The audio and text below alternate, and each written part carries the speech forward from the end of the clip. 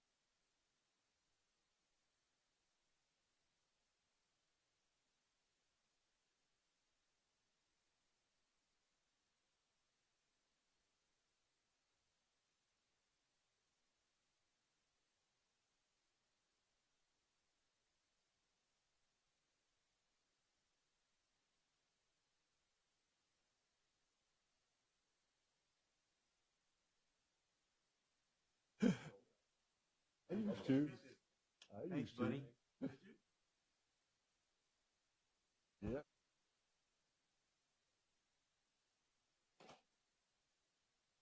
The mics are on. My picture's not on. Huh? Mine's not on. That button. That one. That one? Second one. Second Oh, there it is. Okay. Huh. one. We're on. Head of our IT department. Sarah, is it on? Yeah, it's on. Here you go. We're going to get the meeting started.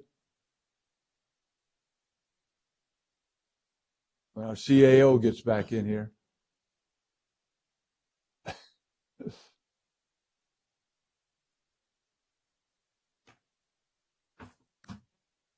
Is there any additions to the agenda, Rhonda?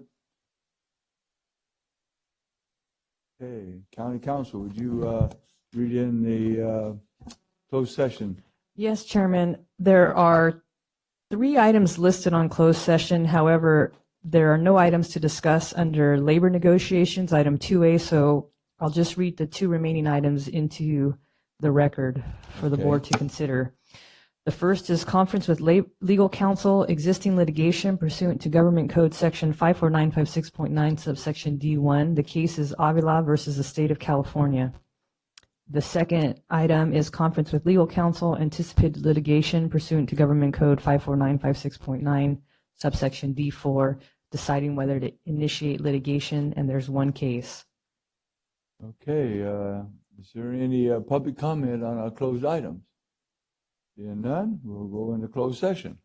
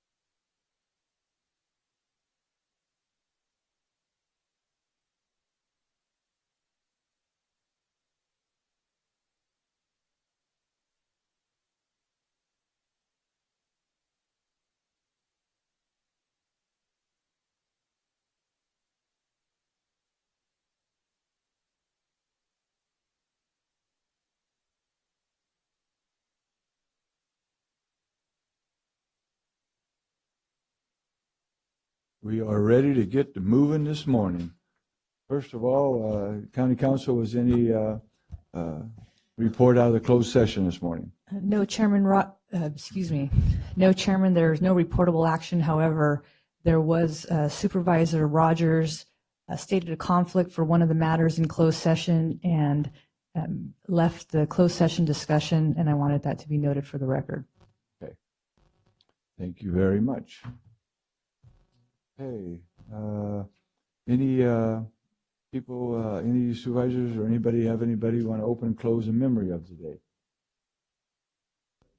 Yes.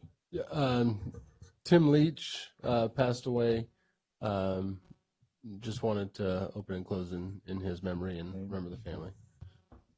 More? Okay. The invocation would be Greg Perkins from the Grace Community Church. And let's see. Henry, you want to do the flag salute? Will you do the flag salute? There we go. See, I caught him off guard. Let's pray.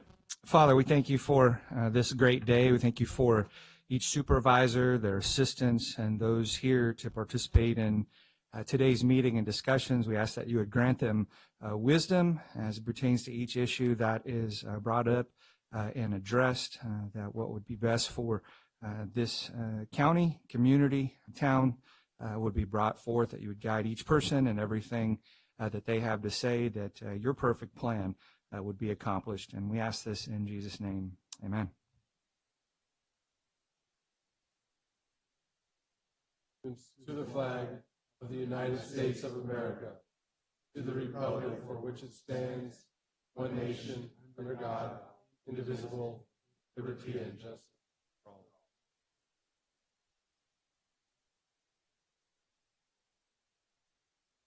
Thank you, Greg. Thank you, Henry. I had to catch you off guard there, see? It's fun doing that, so.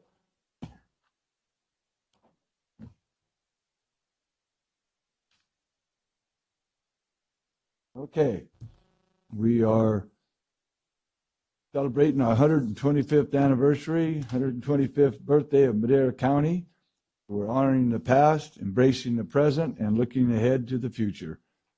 Going up on our screen, good old drive-in movies.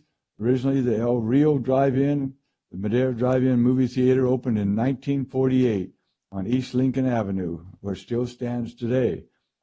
While drive-in theaters in most states peaked in the late 50s, the number in California continued to climb through the 1960s, and more than 220 in operation by the end of the decade. Since the 70s, drive-ins have declined 90%, yet California is one of the top 5 drive-in movie theater states, with 17 still in operation. So that's pretty cool. I used to go to those a lot when I was a kid. My folks used to take a blanket and would throw it out on the floor in front of the ground in front of the car and sit there and watch the movie. I still remember in high school when it was like $5 carloads, and so everyone would park like just outside, and whoever had a truck, everyone would load in there. Like, you know, have 20 people in the field. I think they stopped that pretty quick. Yeah. Sure was fun. Always trying to shortchange the system, right? Hey, and that was even when gas was like, you know, less than $1 a gallon. Yeah, still, but Okay. The public comment, item number 4.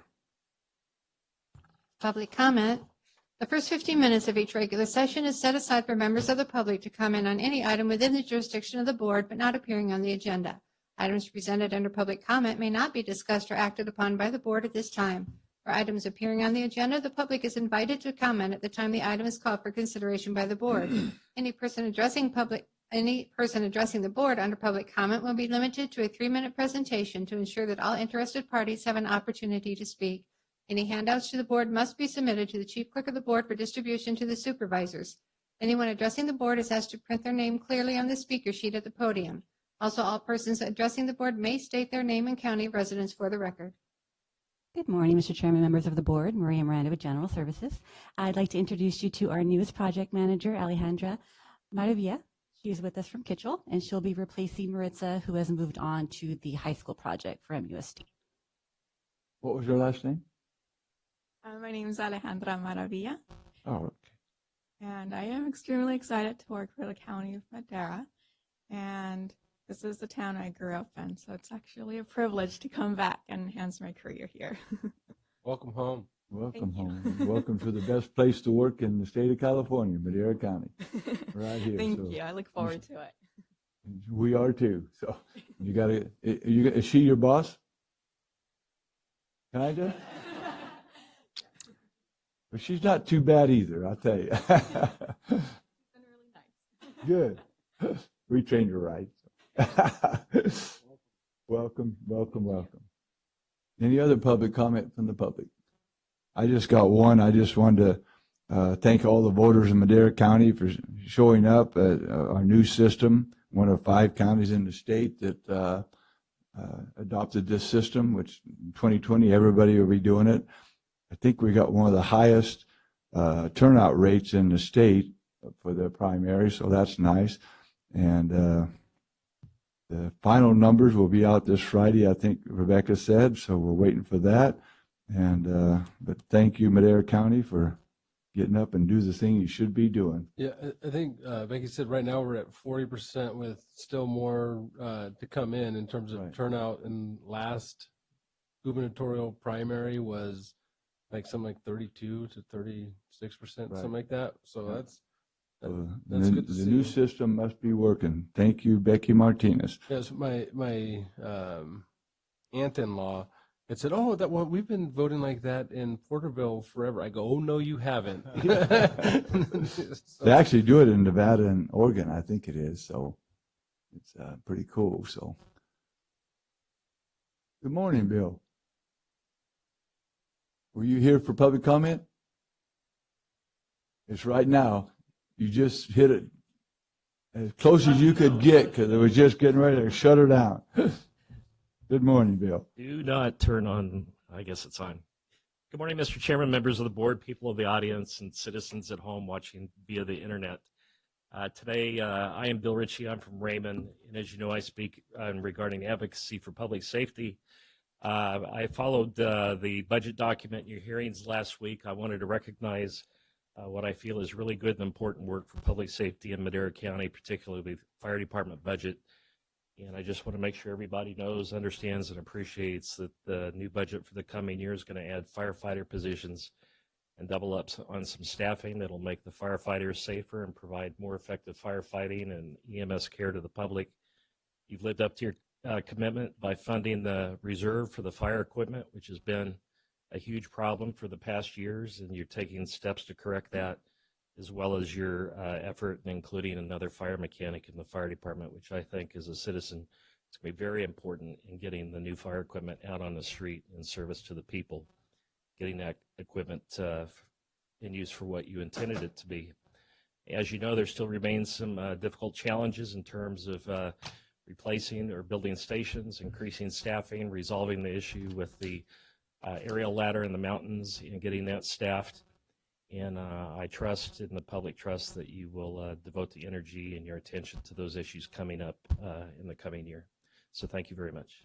Thank you. Thank you for being such a great supporter of us. We really appreciate it.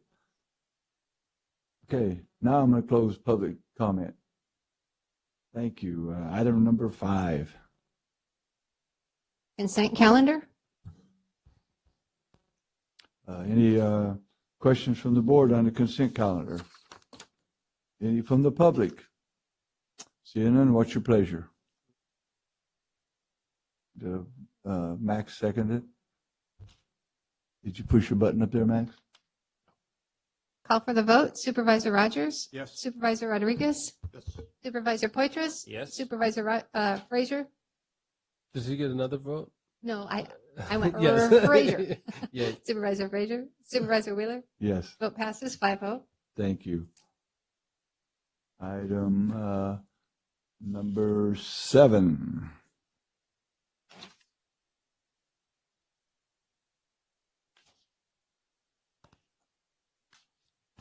Number 7, Fire Department, introduction and badge pinning of new Assistant Chief.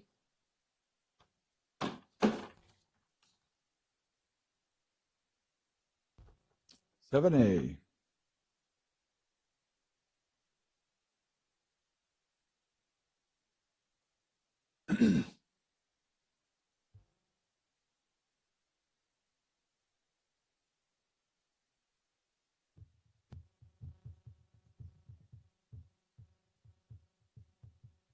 working?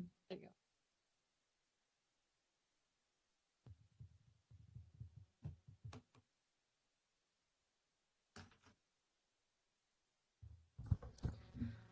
Good morning, Good morning to you. Mr. Chair and all of our board members. Nancy Corporates, Fire Chief here for Madera County. You guys all know me. But today, we come to you for a lot of different things, and we don't get to really come to you for all the fun stuff that the fire department gets to do. And so today I would like to ask for a little bit of indulgence as we do one of our official things. Now, Matt's been here in Madera County for a while, but I'd like to reintroduce you to Matt Watson. Matt began his fire service career in 1992 right here in this unit, but in the Merced area. He worked at Dos Palos Station Y. And in 1994, Matt became a seasonal firefighter for CAL FIRE in the Coulterville area of Mariposa. So he's worked in a lot of different areas in the unit, and he's done a lot of different things. When he was here in Madera, he's also worked our hazardous materials team, and he's actually on that still. He's been on that since 1996.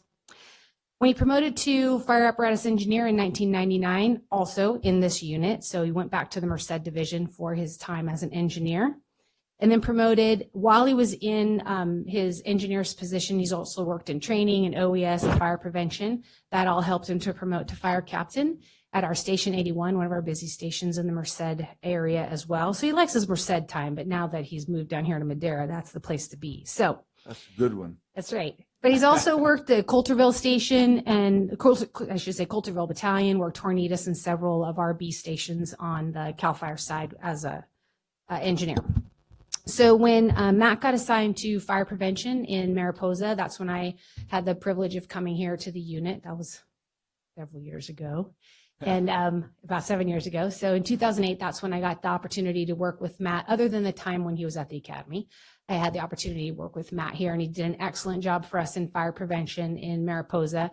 And so it was an easy transition when it was time to promote somebody. Matt was one of our top candidates for promotion, and he came down here into the Madera area. So you've known him to be your local battalion chief. He's also been the admin battalion chief. And for the last couple of years, while your division chief, Dave Allen, was here, Dave Allen was mentoring him for the position that Dave Allen would be vacating, which is the position that Matt comes to you as now. And he is now the division chief for Madera County Fire. He's been doing an excellent job also holding down the reins in our administrative office in Mariposa, because we haven't had an administrative officer for quite a while. So he's been a little bit of double duty in it. And those are two of the most time-consuming positions in the unit. And Matt's been doing a fabulous job balancing both of them. But I was really pleased to be able to promote Matt to division chief here in Madera County. And to make it official, we would like to ask Supervisor Wheeler to please come and pin Matt Watson's badge. That was cool, man. On it. Yeah.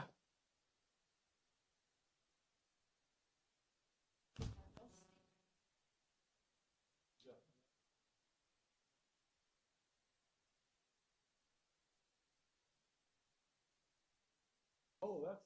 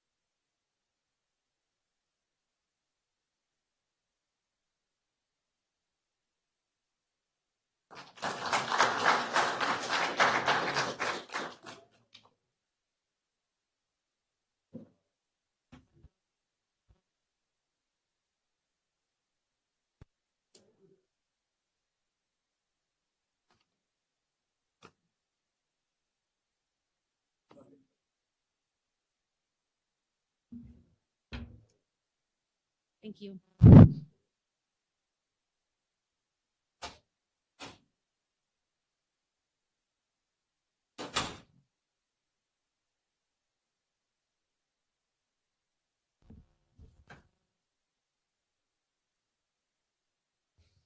I got to tell two stories on this. So when I first met Matt, I don't know, I think it was 2 elections ago. Was it 2?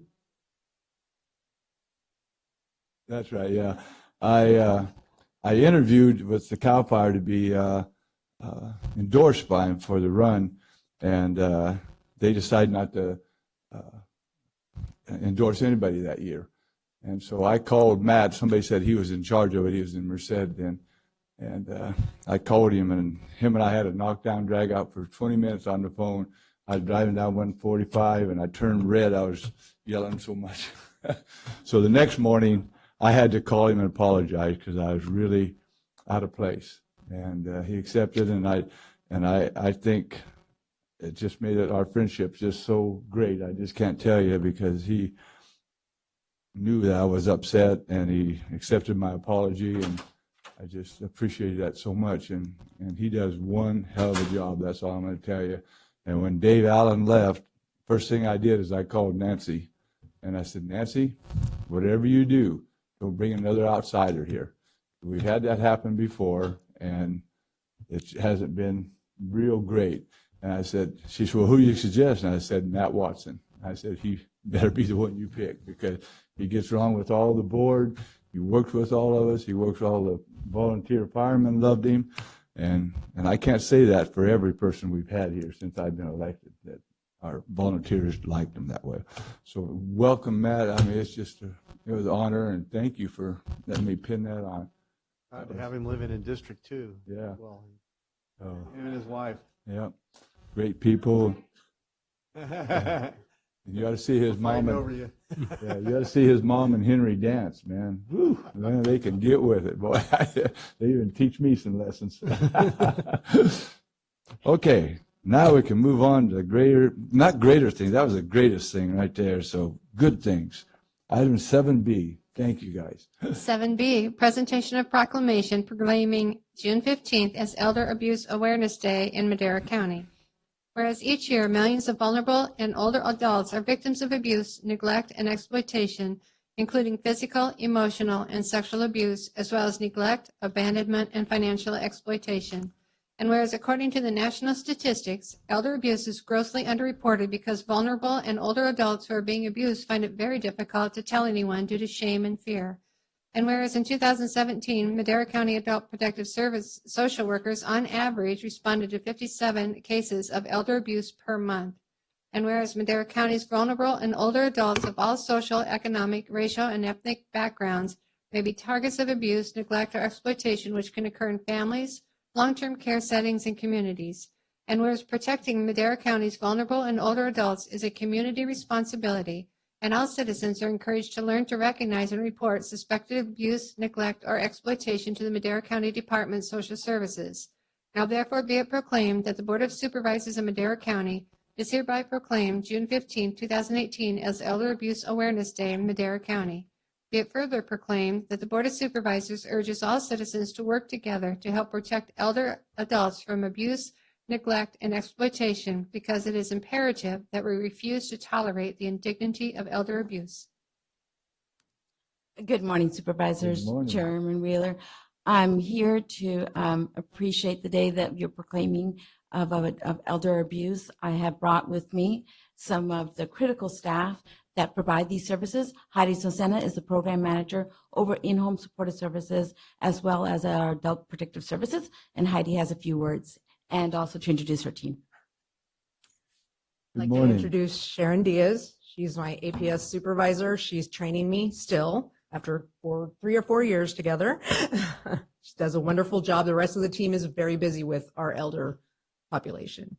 It is my privilege to speak on behalf of the Adult Protective Services unit, and I would like to thank the Board of Supervisors for allowing us to spotlight elder abuse awareness in the month of June every year.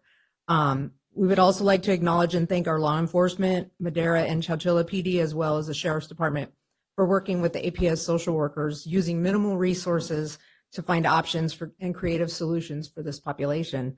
California law defines elderly as 65 years or older. Well, According yeah, a whole bunch of them around here. I knew there would be a hush. According to the most recent California census, the baby boomer generation began turning 65 in 2011, and the youngest of them will be turning 65 in the year of 2029. So the elder population is growing and steadily going to stay that way for a while. These are our neighbors, our friends, our family, and perhaps even ourselves. The Adult Services Building on 605 South Gateway, you can drive by and see our elder abuse awareness banner that we hang every year, as well as in the front planters, we have 680 purple flags, which represents the reports of elder abuse in this county for the entire year of 2017. 680? 680. Wow. And this is a 21% increase from 2016, which only had 534. Wow. This is a small representation because the ones that are unreported are not represented, of course.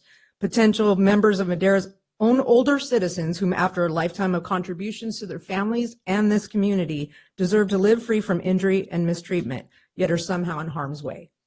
We at Madera County Adult Services strive to show each person we come in contact with respect, and if they are in need of our help, our social workers work hard to assure their safety and security. Again, thank you for your support. Thank you so much. We got the proclamation for you, so if the board would come down, please.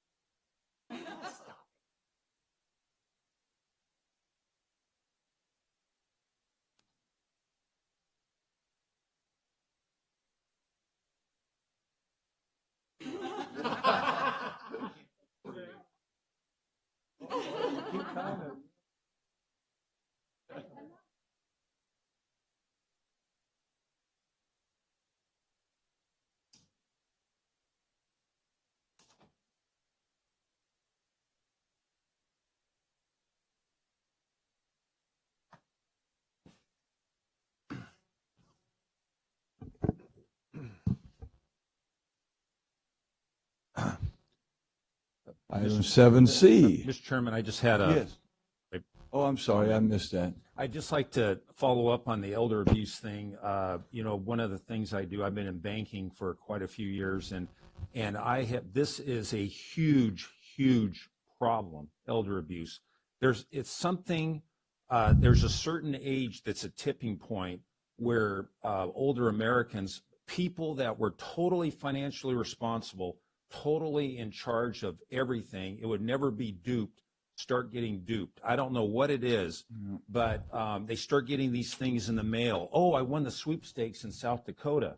Oh, really? Have you ever won the lottery before? No. Have you ever signed up for the sweepstakes in South Dakota? No. Well, then how did you win? Well, I don't know, but I got this thing in the mail for $3,500, and if I write them a check and this and that, I mean, it happens over and over and over.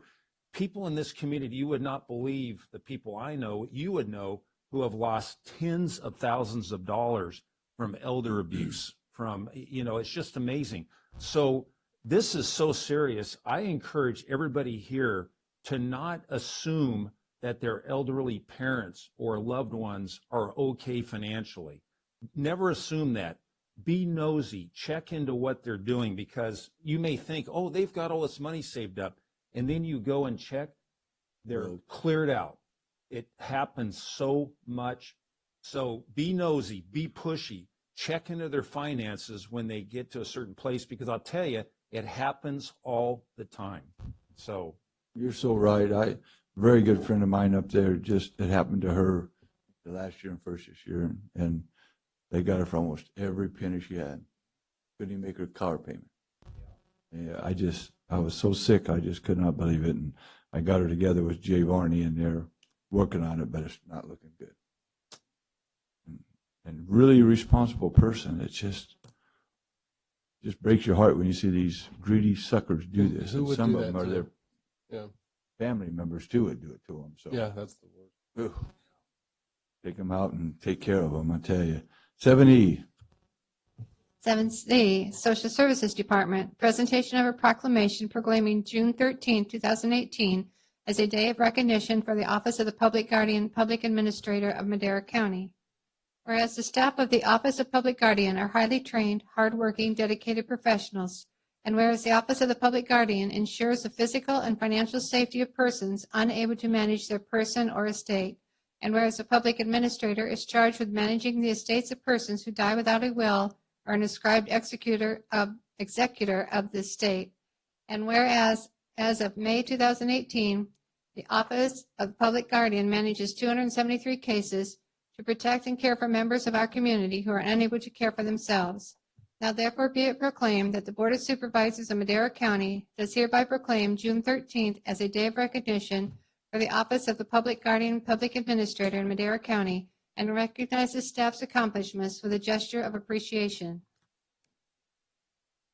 Thank you so much. Again, So good morning again, sirs. I have the team here from the Public Guardian's Office. As the Director of Social Services, I'm also the Public Administrator, Public Conservator, and Public Guardian. So, but the person who does the in and out of the daily operation is the Chief Deputy Public Guardian, who is Mardell Timbley Shin. Mardell? Good morning, everybody. Thank you so much for including us in recognition today and tomorrow. I have a team of people that work with me, and I brought just a couple today. I have Deputy Public Guardian Blanca Garza. Blanca, come on. don't be bashful. This is Blanca. She's been with our department three years. And then also Chief Deputy Public Guardian, who's come back from retirement to help us, is George Waite. George. Thank you, George.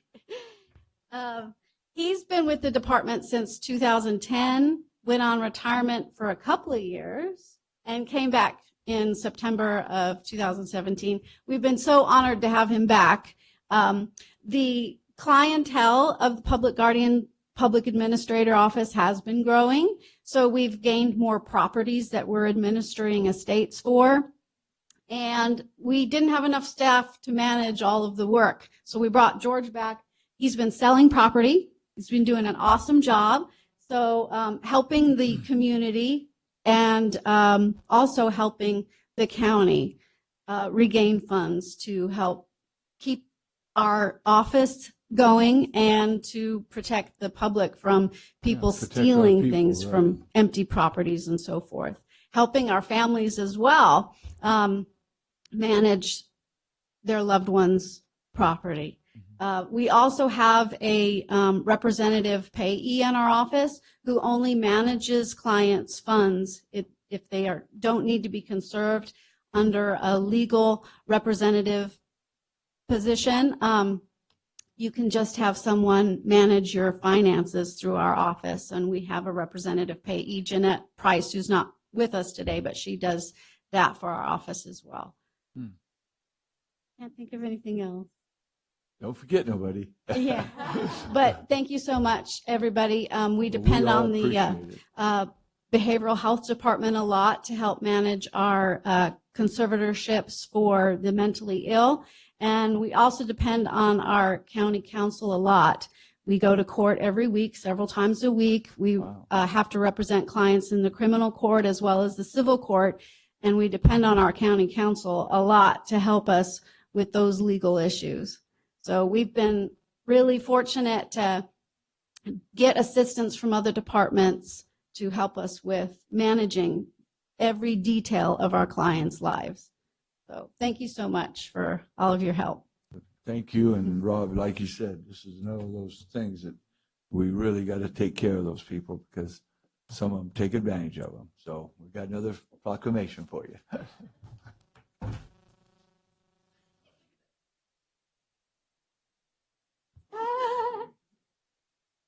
exercise going back. I Good to see you, know. Brett.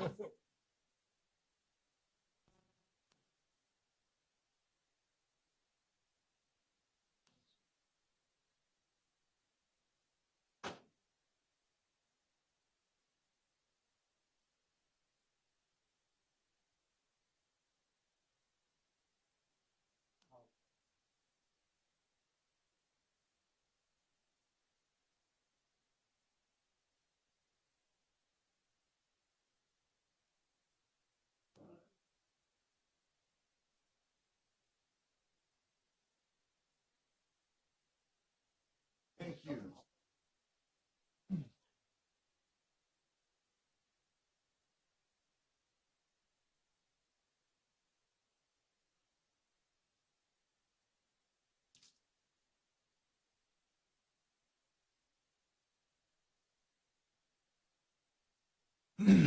Now, this is another exciting one, 7D. 7D, presentation of Big Brothers Big Sisters of Central California. Come on up. I thought she was going to go on reading. So good morning again. So with me, I have Big Brothers Big Sisters. We're bringing their item to discuss what the fascinating and awesome job they're doing at Big Brothers Big Sisters. I will tell you that I just got interviewed by them yesterday to be a lunch buddy, an hour and a half. They do amazing evaluations. Nobody knows me the way they know me now. Wow. So Xenia Brizendine will go ahead and introduce her team, okay? Okay. She is the program director. Good morning, Chairman Wheeler and members of the board. We're excited today to present to you some of the outcomes as well as the program overall for the 2017-2018 partnership we've had with Madera Department of Social Services. Yes? Can you put your name in for the record? Yes, I apologize. My name is Xenia Brizendine. I'm one of the program managers for Big Brothers Big Sisters. Fantastic. I'm not sure if you have the presentation. Fantastic. It's right up there. So just a brief overview of Big Brothers Big Sisters and what we do. Our history, we started in 1904 in New York City, and we are now, we established Big Brothers Big Sisters of Central California in 1968. So we are actually celebrating our 50th year of being a nationwide organization with Central California. So it's pretty exciting for our agency. The types of programs that we have, I'm sorry, I can grab the clicker here.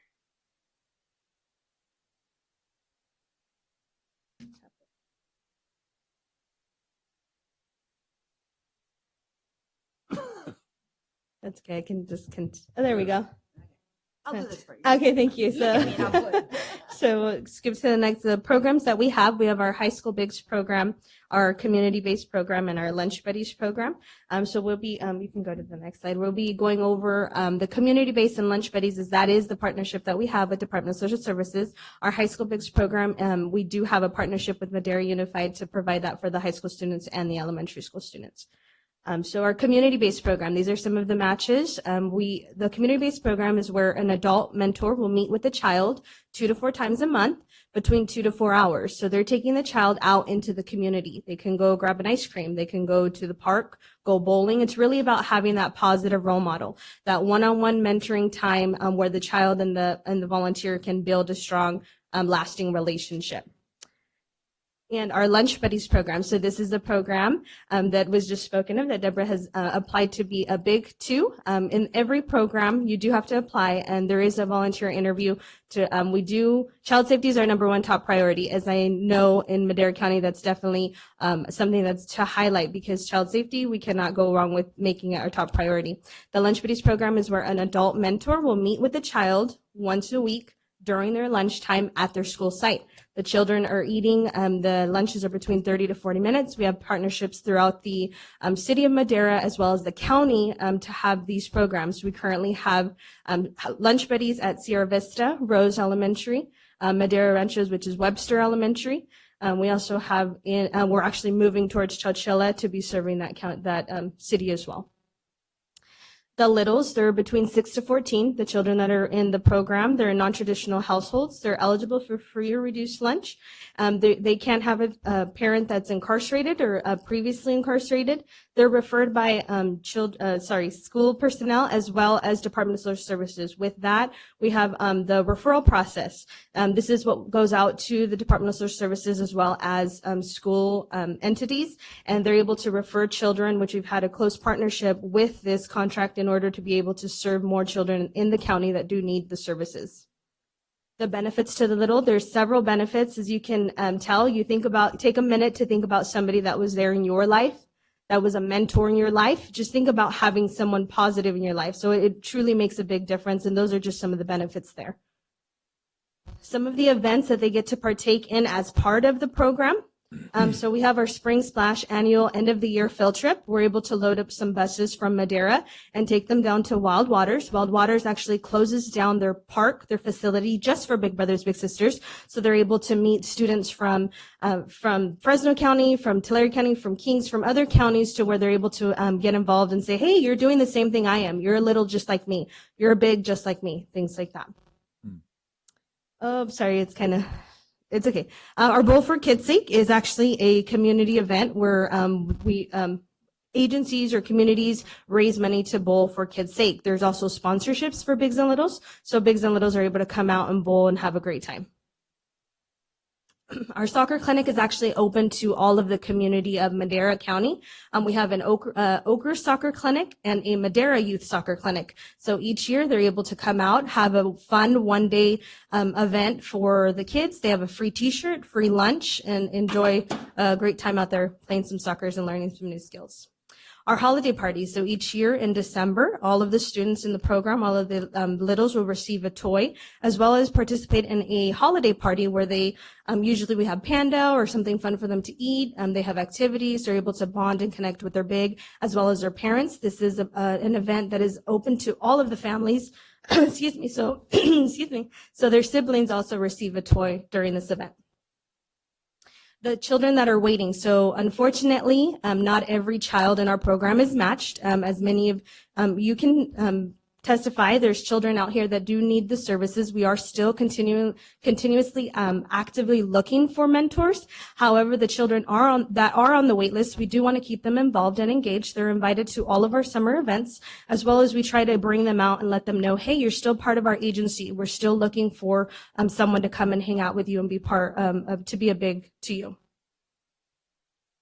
So the picture isn't there, but the match story, I did want to introduce Gustavo Vela, who is the coordinator here in Madera.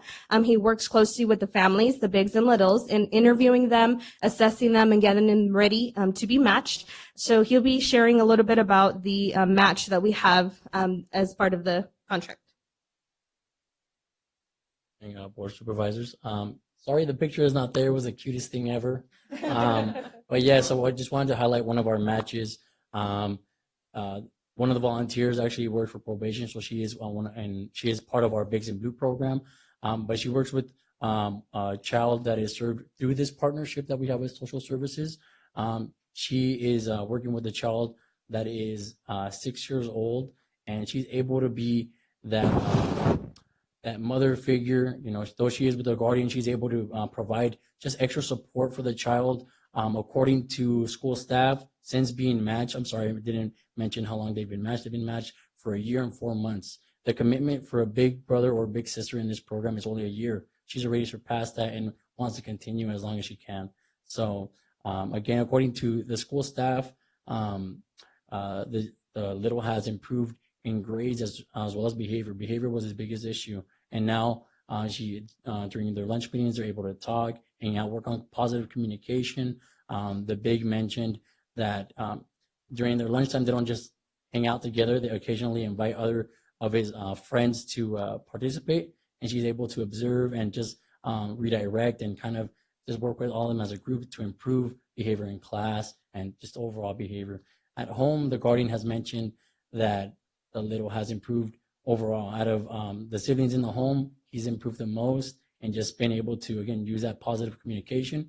And the big also goes as far as taking the little out on outings into the community, which the big lunch buddies can do with parent permission. And she's also taking out the little with his siblings. So again, working on that positive communication and sibling rapport. So that's one of the biggest things and benefits that we've seen through this match.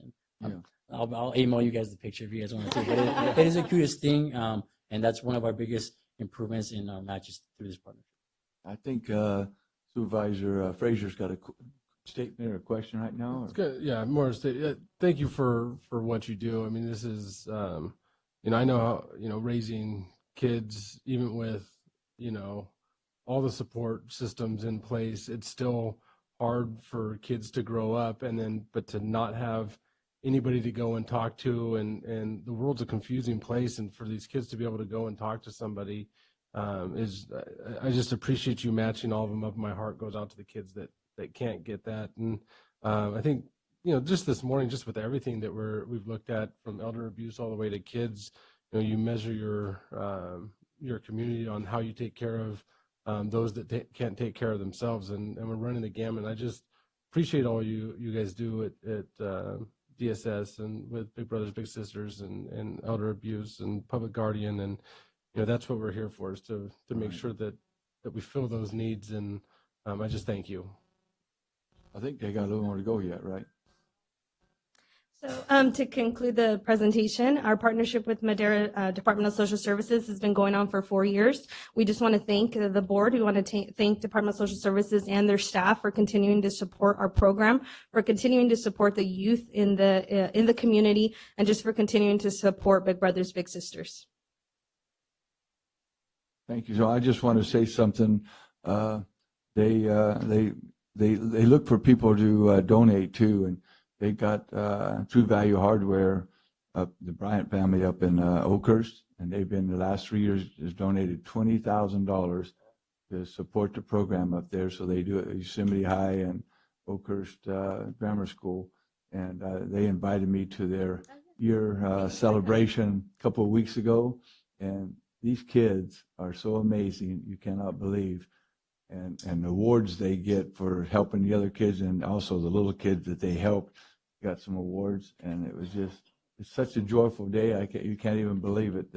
And I know some of these kids really need that little bit of love to get them over that hump. I mean, it's just, and so these guys do so much. And I wish Diane was here. She's doing better though, right? Yeah, she's doing better. Right. So tell her hi for us, and that you guys do an amazing job. That's all I can tell for our kids. So give them a big hand.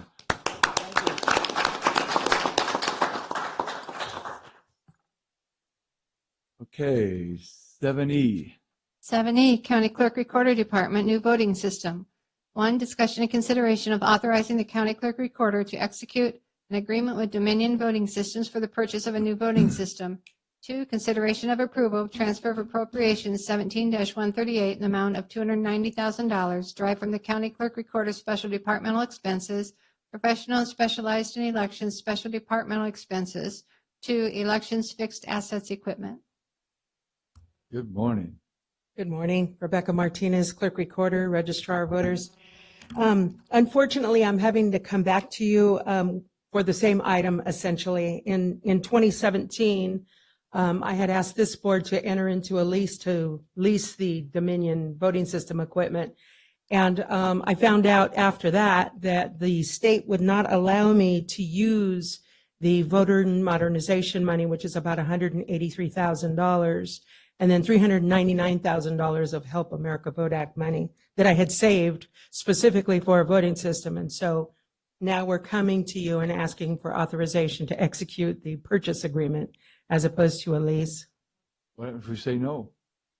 Well, actually, this time I can honestly say you may have voters out there that aren't happy. They absolutely loved the new voting system. They loved using that touch screen. They liked the idea of being able to make the screen bigger and the font larger. They could get it in English, Spanish, and Punjabi. And so, yeah, I think this time the voters would object. We're still one of the top turnout in the state, right? Right now we are, and that's of the 5 Voters' Choice Act counties. So we should come in around 44 to 45% turnout. In 2014, in June, it was 36.6, I believe. Or 10 points. Mm-hmm. That's huge. Rogers. Yeah, I just wanted to congratulate you on successful implementation of the Voters' Choice Act. And I was on AMJ, Ray Appleton, and there was some communication with the voters that were coming on. And one of the things I pointed out to them that the security of this, the fact that every signature is checked, and all of the opportunity, you have 10 times the opportunity to vote that you had before. I think that's an important thing to note, that the opportunity to vote is just so expanded. And I don't know how anybody could complain. There was one guy came on and complained about you'd have to use 50 cents. And I said, no, you wouldn't have to use 50 cents to mail it. You can drop it in the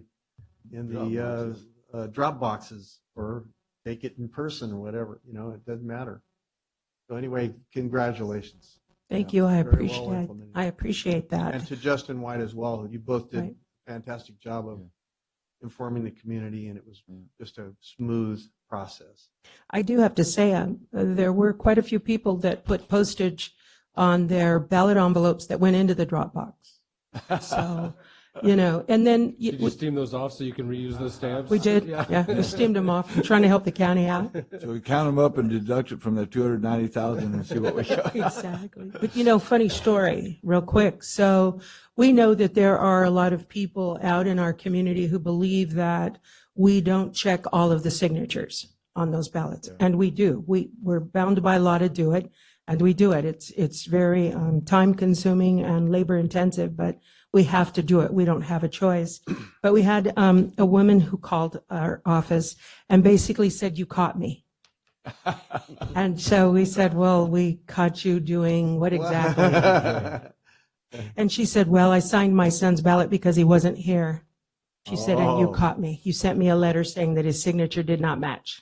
Well, another thing too, Becky, that I thought was wonderful was the new computer system. When you go on madeiravote.com, you can check your ballot, your personal ballot, to see if it was approved, received, and also the expanse of the information on the individual races. You can touch the precinct and the percentage of the vote.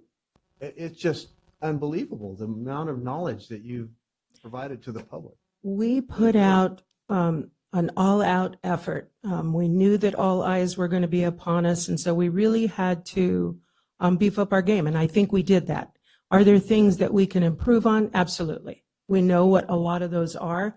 We're going to do that. But I think at the end of the day, when you step back and you look at what we did, it was huge, and it was historic, and it was in the 125th anniversary, which makes it even better. So, very good. Yeah, Pro Tem Frazier. Yeah, we went from, in the 125th year, from a standing room vote to this new system. I thought that was kind of cool. Yeah. And I'm going to echo some of the same things. I mean, it was, whenever you make a change, there's always going to be some uncomfort to it. But once people went through the process, I think that uncomfort was gone pretty immediate. And to try and go through the whole process, I brought my wife's signed ballot. She signed it herself and voted herself. We always cancel out a few different votes on each other every time. But I went and I dropped it off in the thing that day just to get that feeling. Then I came and did the touch screen, and it's very easy to understand. It was, I joked with my dad. I said, "Dad, you would be able to do it too," and because it's very intuitive, right? It doesn't take a whole lot to get in there and do it. It just felt like I was voting in the 21st century, and to have all those different options was pretty cool. And just kudos to you for putting your neck out there and taking that. And everything else. Yeah, right. But I do have a question on this. So this money that you had set aside couldn't be used for a lease, but it can be used for a purchase? Simple. Yes. Move to approve. Okay, any public comment on this item? Seeing none. Roll call, please. Call for the vote. Supervisor Frazier? Yes. Supervisor Rodriguez? Yes. Supervisor Poitras? Yes. Supervisor Rogers? Yes. Supervisor Wheeler? Yes. Vote passes 5-0. Even though I didn't touch that, it still says I voted yes, so. For you. That's what it was. I just want to thank you, Becky. You, like you said, like Brett said, you stuck your neck out. It was up at CSAC a couple of weeks ago or a month ago, whenever it was, time goes by. And we're right up the top. I mean, everything they started was Madera did this, Madera did that. And it was kind of neat. I mean, it's, to go up there and think that we took that big step with 5 other counties and you guys, you and Justin did a great job at all those town halls and the presentations you did. Yeah. You guys really hit it off great, and I think November is going to show it better yet. So I think so too. Thank you very much for your support. I appreciate it. Max I know you had do. some. Oh, Max, I'm sorry, I missed that. Did not participate. Are they going to be required in the future to do so? Not required, but they can move towards doing their elections in that fashion in 2020. And you'll see a lot of them coming on. I think that there'll still be some that will not. The requirements are huge, right? Just the reporting and putting together an election administration plan. There's so many things that you have to cover. And so it's onerous. And so I think that is one of the drawbacks. And if counties don't have staff to do it, they're going to be hard pressed to be able to move forward. And don't get me wrong, we plagiarized a lot of stuff. We did an election administration plan and we used one that was done and we took pieces of another and put it together to suit our needs and best represented Madera. And so there'll be some counties that don't opt in, but I know that I'm pretty sure Fresno and Merced for sure will opt in. Yeah, and the thing is, they can use what's already been invented. Don't reinvent the wheel like you did. You're not plagiarizing. You're making it so it's easier to work. So, Right. And we know that Fresno came and visited our vote centers and they visited one of our community meetings so that they can just have a foot ahead. Right. So that when they do it in 2020, they're ready. So this is classic California, right? They come up with a good idea that gets more people out to vote. It fits all of the criteria that they wanted it to, and then they make it too onerous for other people to do it. Right? It's just classic. Yeah. Get on that, Rob. Yeah. First line item. Thank you, Becky. Thank you. 7F. 7F, Community Economic Development Planning Division. Discussion and consideration to adopt a resolution approving an infrastructure financing plan for Enhanced Infrastructure Financing District Number 2018-01. Good morning. Good morning, Chairman Matt Trieber, Community Economic Development Director. With me, I have Dale Bacciagalupi from County Council. I have David Tosick with David Tosick and Associates, who's our consultant on this project, and Jamie Bax, Senior Planner from my office here for this item. We do have a brief PowerPoint presentation that we will go through, and certainly will be available for any questions the board has throughout this. To begin, I want to walk through a little history on the formation and what's occurred to date on this Enhanced Infrastructure Financing District. As you may recall, the board in August 22nd, 2017 approved the creation of the Public Financing Authority, which is made up of 3 members of the board and 2 members of the public. And on September 19th of 2017, the Public Financing Authority directed staff to prepare the infrastructure financing plan for this project. And the Public Financing Authority on June 26th is scheduled to consider that infrastructure financing plan. It's important to note that what the board is being asked and considering today is the county participation level within this Enhanced Infrastructure Financing District and the funding participation within that.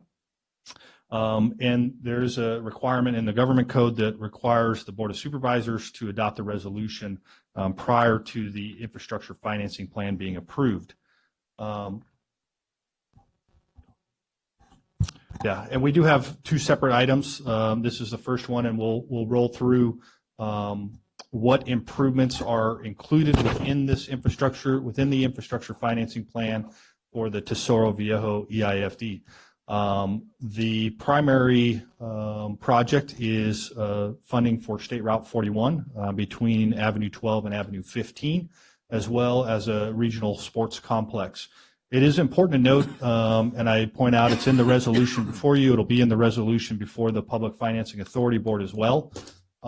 For any projects that the county currently has an adopted impact fee program, for example, 41, we have an impact fee program that funds the construction and build out of that roadway, as do we for regional parks. There is the potential that the portion that the county is contributing for these regional projects is paid back to the county via our road impact fee program in the later years after that funding has rolled in. So it's important to note, right, a lot of this funding that is allocated in this enhanced infrastructure financing district can be and could be paid back via our existing impact fee program that calls out for the build out. It's really expediting these improvements and providing a mechanism and a funding mechanism to get improvements on the ground sooner. I would also point out that a requirement is that these projects have to be of regional significance, and they have to have a substantial lifespan for those improvements. And I think we could all agree the improvement of State Route 41, that is certainly a significant regional route and a regional road network for improvement necessary there. So here's just a funding breakdown, estimates for funding of the three improvements, or the two improvements identified here within the infrastructure financing plan. As you can see, it's allocated $20 million for the widening of State Route 41 and between 12 and 15, as well as the regional sports complex, and up to $5 million for the other improvements. You'll notice it does conceive the potential for water and sewer line connections along the 41 corridor, which would allow for the build out of Rio Mesa, the entire area. Certainly a significant regional job generator that we would anticipate as a part of that as well. And now to the kind of really what the board is considering today, which is the county's contribution, which identified in the infrastructure financing plan is a 25% share of the county property tax increment. It's important to note that we're not talking about any school district financing or any other government agencies. This is strictly the county property tax increment, which would start in the 17-18 fiscal year. It's a 45-year term that would be included, and the new development at full build out, all right, is anticipated to be valued at $2.05 billion, which would total approximately almost $60 million over the 45-year lifespan of this enhanced infrastructure district that these monies would generate over that entire lifespan. So once again, just to restate, right, what's being considered is including 25% of the county tax, property tax increment value within this to fund those improvements we spoke of earlier, primarily the 41 corridor and getting that out. Staff is recommending that the board approve the resolution before you, allocating that 25% share. And as I said, we have a number of individuals. If there's any questions, that we can certainly are here to answer. Frazier. Yes, congratulations. First of all, when we were up at the CSEC legislative conference, there were some discussions regarding how to use different financing tools, and they said there that no one has taken this EIFD bull by the horns in the state, and here we are. We're so much farther ahead than everybody else was, and we had seen it. And I want to thank our assessor, Gary Savonda, who brought this to our attention to begin with. And Eric had asked him to look at, how can we incentivize different job creators and how do we bring them in? And Gary started looking around and found this EIFD that no one else was looking at or doing, and brought it forward. And then we engaged Mr. Tausig and started, going down this path. And here we are, well ahead of anybody else in the state in terms of doing this. So when you see 2018-01, that's not just -01 for the county. I think it's -01 for the state, which I think is cool. And we have a pretty unique ability with the Rio Mesa plan and everything, all the development that's going on there, to come from a very low tax rate to jumping it very high, right, in these areas. And there's going to be a lot of infrastructure that we need to manage that growth, to help the people that are on their way up to eastern Madera County, up the roads, to bring in, we have a lot of commercial set aside out there, but if people are stuck in one-lane traffic and can't get there, it'll just kind of die. And so I think it's better, for us to be able to put this up front, get those improvements there now, and pay it back over the long term. And we actually have real infrastructure that's real good infrastructure from the beginning. Will only make these things more valuable, and we'll get more money coming in to support all the other services that we need. That being said, so you had said, the road impact fees can go to pay back or to supplant that after it's already out. So we have kind of two ways to be paying back that initial infrastructure, right? How many times can we turn this over? How many times can we use it to create other infrastructure that we need? That's my first question. I will try to answer that, and I might also request Mr. Tossig's assistance in that. So the kicker is, right, and just to point out some of the major increase in property tax that we're going to have. So for the fiscal year 17-18, within the Tesoro Viejo Infrastructure Financing District, we have a total aggregate assessed value within that district of $26.6 million in today's 17-18 fiscal year. It's estimated at full build out to be $2.05 billion in the next 15 years estimated, right? So, and David helped me out on this. I don't know if it would be feasible to redo this EIFD, so to speak, right? It's estimated to generate almost that $60 million, but we are setting it up on this $26.6 million base year, right? And the 45-year growth of that to 2.05 billion, or the 15-year growth really to 2.05 billion. So is it conceivable that in 20 years, right, we could look at it and go, gosh, we're gonna have a whole lot of redevelopment, right, or more additional build out, and we could see an increased property value from 2 billion to 4 billion? Yes, it is conceivable. And then certainly if the EIFD process was still in place at that time, we could then entertain another increment sharing and generation of that to expedite improvements out there, right? I don't know if Right, that was a pretty good summary, Supervisor Fraser. So a couple things. First of all, we're based on projections of what prices are going to be. All the dollars you're hearing about are 2018 dollars. If there's a 6% per year increase in property values, we don't have that in here. So we could have more money. Of course, the cost of infrastructure will also be going up, so it could be even that way.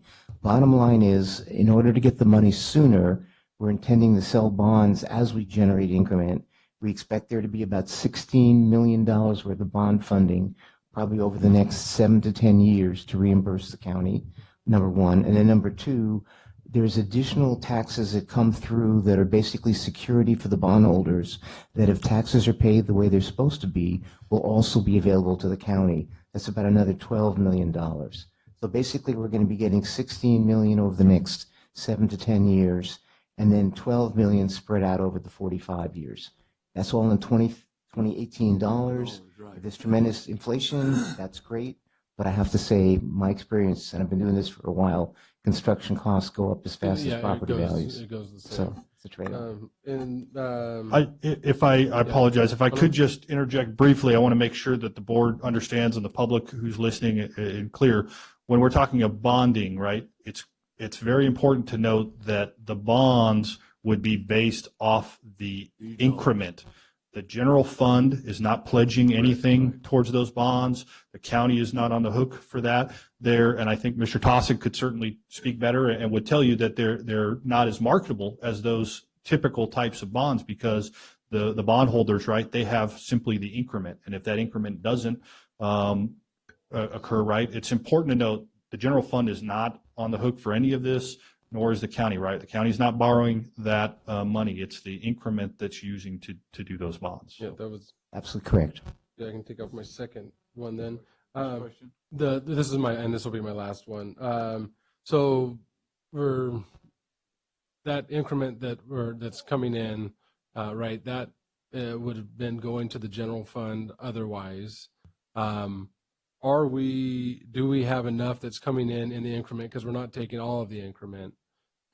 Do we have enough to cover any and all of the costs above what the developers are paying already in their DA? Do we have enough if the developer leaves or sells it and there's a new developer, whatever, do we have enough to cover the cost of fire, sheriff, roads, what our general fund is supposed to pay for? Excellent question, Supervisor Frazier, and I did forget two, so my apologies in advance, two key members, Joel Bouguet, Deputy CAO, Budget Officer, and Ahmad Al-Kayat as well on the Public Works Director side. We do have a slide that would break that down. That's a very good point. Joel really did the heavy lifting and the analysis to make that determination on how we got to a 25% allocation. Right. Thank you, Matt. I'm Joel Bouquet, County Administrative Office. So in the development of the IFD, part of the analysis that we did was look at the incremental impact of the two developments would have both on property tax and in sales taxes, because there is commercial in those developments. So after looking, and then the next step that we did was look at county services that would be impacted by adding X number of residents through those two developments. So that's how we landed on the 25%. There is an increment after considering all of the development agreement provisions, the commitments to funding public safety, fire, and sheriff that's in both development agreements. There is enough left over in the increment to cover the cost of impact to jail services, DA services, impacts to libraries. So we did look at what it costs us today per resident and projected that out if we're going to have X more residents, and there is sufficient increment left going into the general fund that's not going to the EIFD to cover those services. Perfect. Thank you. Good. Yep. David. Yeah, I just want to point out that a couple things here. One is that the weakness of tax increment financing is the economy itself. If it doesn't materialize, you have a weakness there. And that was the problem with a lot of RDAs previously in previous years, betting on the come. And you've got to be careful about how much you lay out there. And the other point is that, and I appreciate the analysis, because that is critical. You've got to be able to cover your basic services without playing, let's say, toying with that money that is important to those basic services. You can't take away from that. That's bottom line. Very important to have them. The other thing is that you said it won't affect it wouldn't attack the general fund. Well, the fact is these funds are general fund money. That is a fact. I just needed to point that out. I'm not being argumentative, but these are general fund monies, and we're establishing that increment for the development of further infrastructure that will benefit the region, as well as probably enhance the increment. So it's kind of a a way of double dipping in a way for benefit. But I appreciate a conservative approach to the use of this increment because, again, the weakness is the economy, and it is general fund money. So we've got to be very careful about overusing this kind of approach.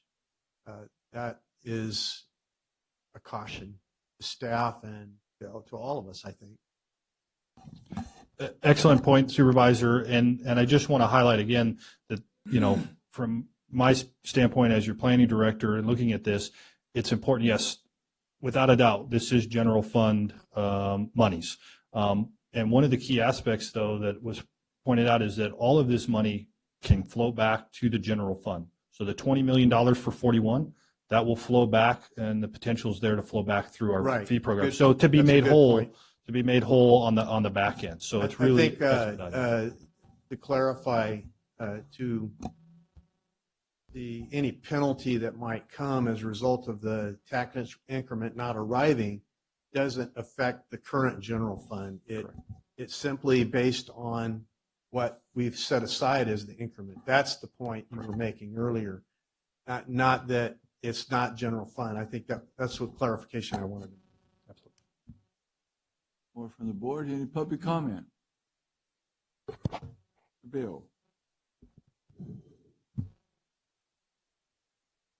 Bill Ritchie, resident of Raymond, Madera County. I'd like to ask the staff or Mr. Tausig, it talks in the documents that you submitted in the agenda packet about elections requiring a 55% threshold of eligible voters. What events trigger the elections? And right now, based upon who compromises those districts, who has the preponderance of votes in those districts? Is it the developers, or is it divided between developers and the people that buy the homes? Sure. So, the way these EIFDs work is that if there's an election that has to occur, the election is not to form the EIFD. The election is actually to be allowed to sell bonds. It's a 55% vote. When the vote occurs, it's 55% of the landowners voting by acreage, unless there's 12 registered voters or more within the district. Then the election is a registered voter election. At this point, we do not have 12 registered voters within this district. In fact, we have 0. So the vote would be the McCaffreys voting or their partnership voting, and 55% would have to be in favor by acreage in order to sell bonds. The formation of the EIFD itself, no election required. That's up to you and the PFA that you've appointed. The next question would be, you talk about the recovery of the funds through the monies that would normally come in to help with financing of roads. The way I want to understand it is that when the money flows back into the general fund, is it the end of the 45-year life of this program, or does it flow back into the general fund as it's received? Excellent question. So this is a 45-year term, right? And Mr. Tausig did speak about the bonding capacity within that EIFD. So, it would be hard to give you a date specific on when that would occur, right? There's a lot of factors that would play into that as far as the road impact fee program or the capital facility park fee, because we have regional parks allocated. But that's certainly at the long end, it would be 45 years out, but it could certainly be much sooner than that the impact fee program could potentially be paying back the general fund those dollars that were allocated. When that money goes back to the general fund, is that dependent upon a decision of the PFA, or does it automatically go back to the county? Who makes that decision? Yeah, it would be a decision of the county in the budget process through budget hearings. Okay. Do EIFDs allow funding for construction of public libraries? It does permit, and David is certainly can answer that, but yes, it does allow public improvements and construction of those, so long as they have, I believe it's a 30-year life. 15-year life. 15-year life, so yes. And my last comment would be to echo what Mr. Rogers said, and that would be, Nobody would have thought 15 years or so ago, when 2008 came around, that the county would have to suffer the kinds of reductions in service and budget difficulties that happened, that resulted in not filling public protection staff positions, laying off nearly 400 county employees. And I'm not speaking in opposition to this. I would just like to say that it would be hard for me to think of another lasting decision of this scope and this financial impact that any board is going to be making for a period of 45 years, except this board. And this is going to far outlast the lives of probably all of us here. Thank you very much. Thank you. Any other public comment? Your pleasure, board. I know we've got more public comment. Oh, I'm sorry. Snuck up on me. Good morning. My name's Tom Skinner, representing the Sierra Foothills Public Utility District. Back in August, last time or the first time you began considering the EFID, we supported you and said, this is great. We encourage you to do creative financing. Glad to see you taking all the steps that you're taking toward that end. But at the same time, I suggested to you, you need to be careful and be accurate. Do it right so we're not in that terrible vortex where we get yelled at by everybody and their brother and potentially they end up in a lawsuit. It's not a good thing. It always wastes everybody's time and everybody's money. So there are a few things in that report that you, well, first of all, let me clarify definitions here. What I understand you're doing today is approving the IFB, correct? You're not adopting it, you're approving it according to your resolution. So actually, you're approving this infrastructure financing plan, which is a document that then goes to your public financing authority on the 26th of this month. They have to also approve it, and then there has to, then if they do, then the district is formed. So you guys are actually not forming the district, it's your PFA that's forming it in 2 weeks. Right, it would be adopted at that point in time. That's correct. Right, it's approved this time, adopted then. So I would encourage you to take a second look at what you've got in that report, because you've got two projects, CFIDs going forward. This project has a number of errors in it. One listing this district as 2018-03, which is not. I encourage you to take a look at that. There's about 37 errors in there when it references this particular project. Very minor stuff, but still let's do it right. This is 2018-01, not 2018-1. Minor, small stuff, but gosh, let's be accurate, because your resolutions and everything else cite 2018-01. We want things to be consistent. So with that in mind, as I'm getting older, I was part of that group that's over 65 we talked about earlier. Please be sure that the regional sports complex that's being proposed, and it's on the map in the IFP, is consistent with the adopted specific plan and the environmental document that you cited as covering that. It may not be. You need to take a close look at that. I'm not throwing stones. I'm saying just be sure, because what it looks like right now is you got agricultural land use designation and medium density residential. If so, you better figure out a way to get that changed or process that in an appropriate manner. Would suggest to you that we heard just a little while ago is libraries included in this. But some of the statements in the in the report itself say with its roads and other appurtenances, water and sewer and other appurtenances. If you're thinking about things and want to leave those doorways open, I really suggest you give more examples than just roads, sewer, and water. You may be thinking of other things. So it's just a suggestion to make the document more positive and more useful in the end. So my suggestion is that if you're just adopting it today, you can adopt it with the provision that staff go through it and make those changes before the adoption. Thank you very much for your time. Thank you, Tom. And, thanks for advising for so many years.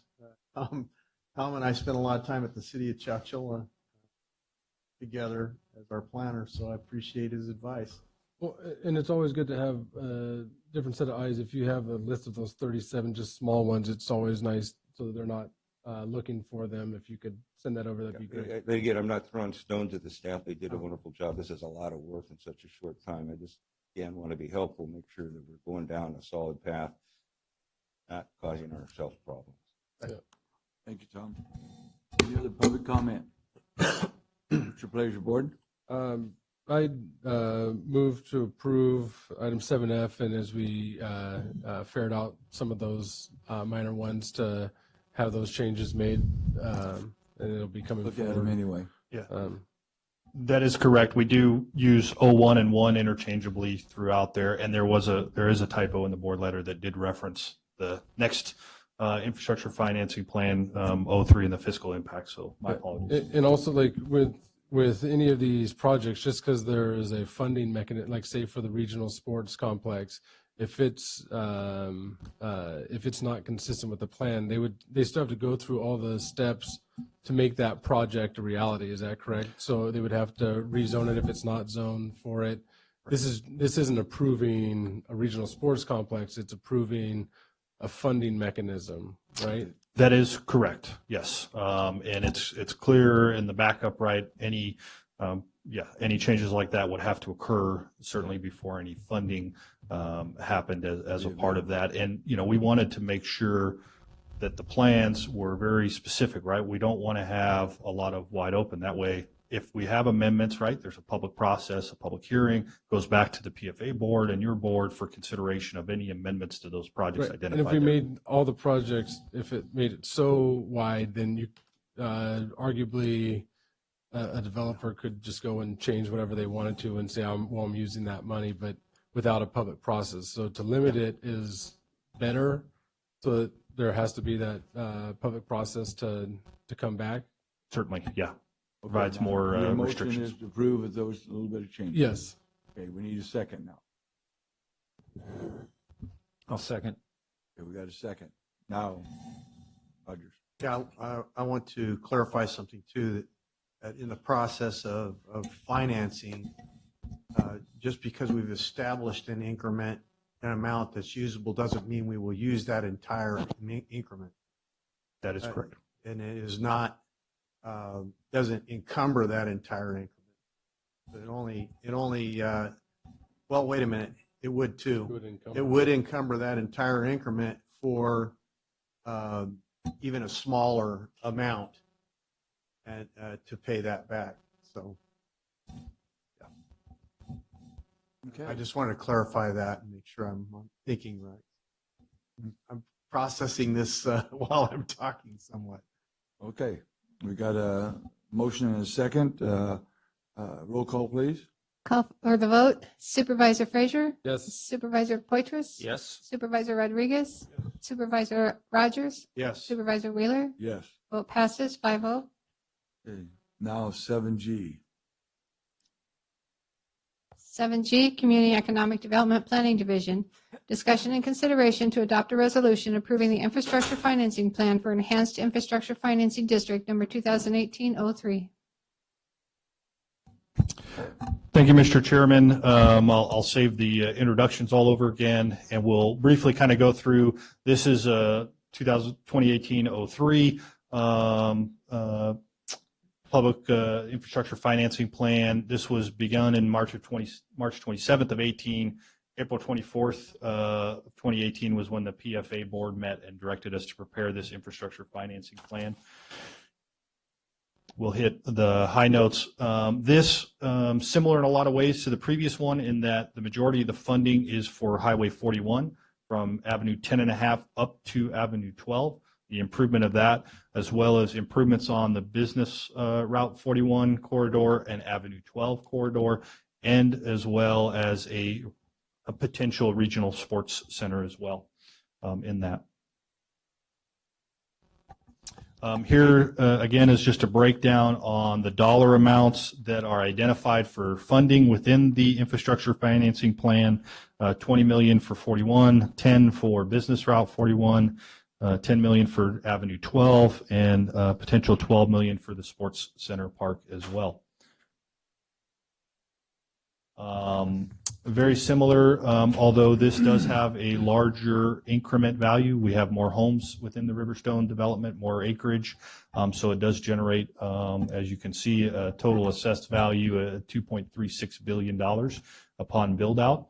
Again, very similar, 25% in both of these infrastructure financing districts, generates over the 45 years about approximately a little over 66 million is what is estimated there.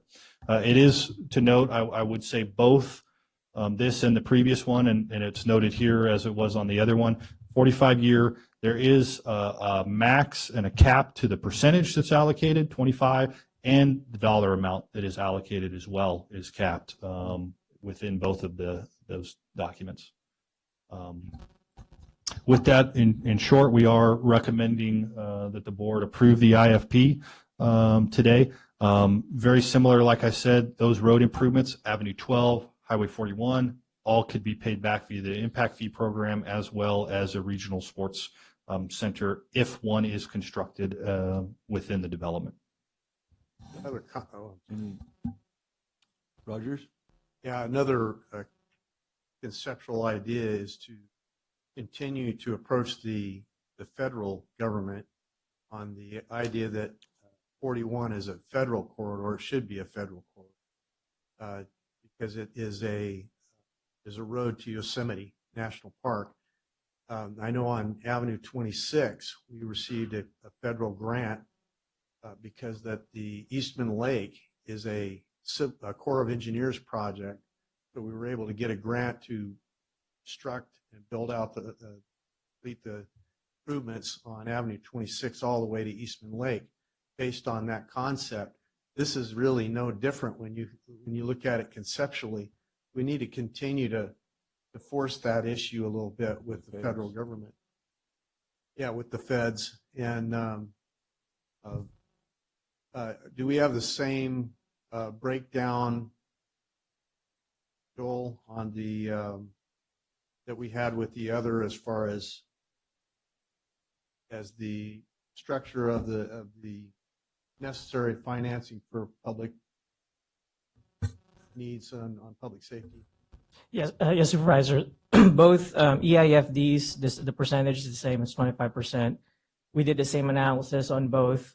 One project is bigger than the other, so the increment is bigger, but then it also requires more public safety. So those factors were all accounted for. They're identical how we arrive at those percentages. Okay. Yeah, Fred, yeah, and I wanted to make, I think, it important to note that this isn't 25% of our overall general fund, right? This is just limited to these areas, and these areas, you know, right now they're sitting as bare dirt.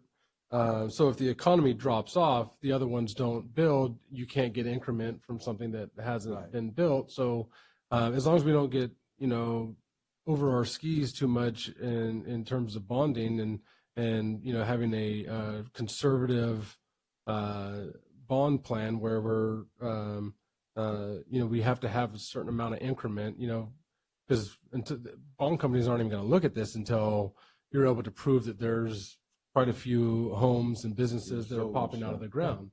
Before, I mean, the bond appetite, if you say that these are already not as great as a muni bond, then on top of that, the bondholder does a Google Earth flyover and it sees bare dirt, they're going to be, you know, so the proof is going to be in the pudding, as it were, with these. That so in terms of looking at this as this long-term thing, if these areas don't get off the ground, no money's going to be generated. Right.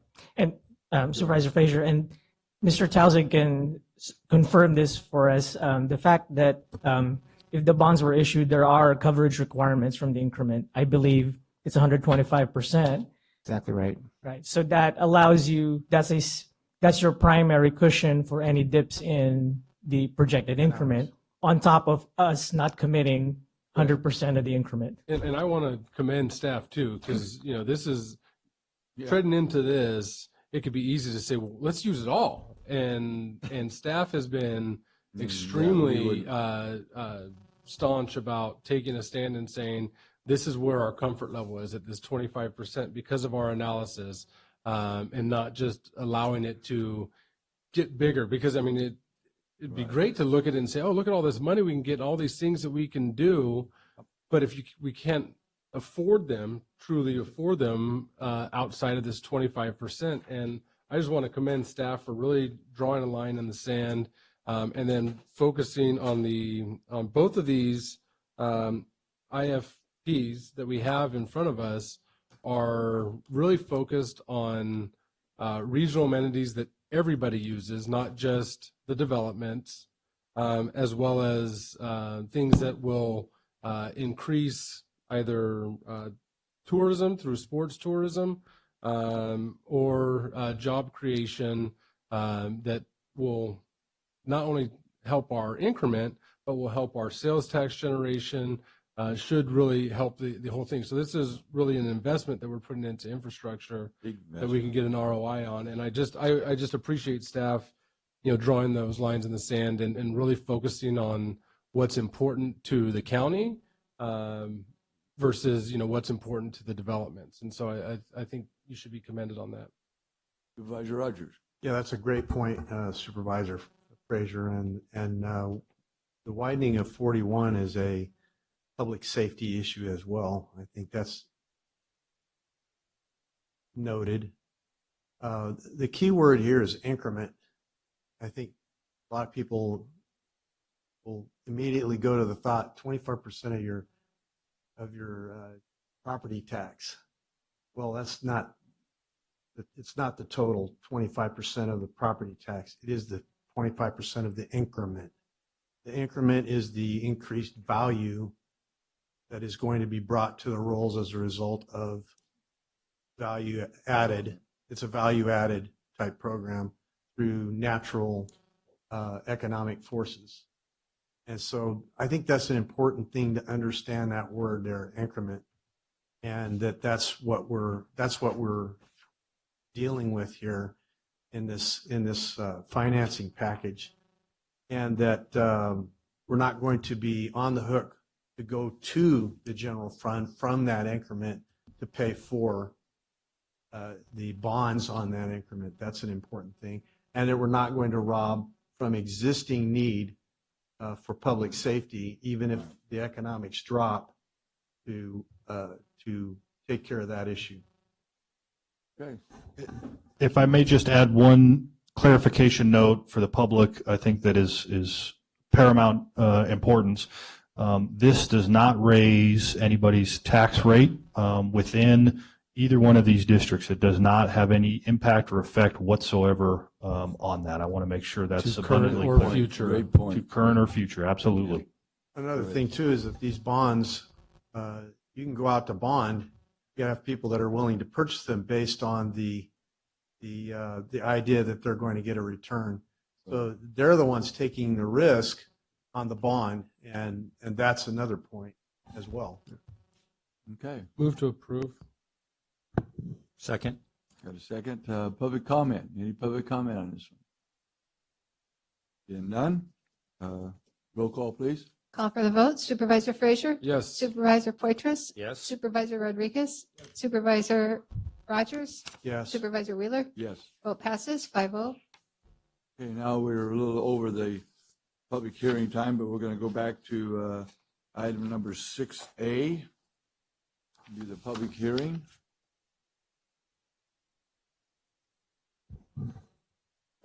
Six A, County Administration Department, General Services Division.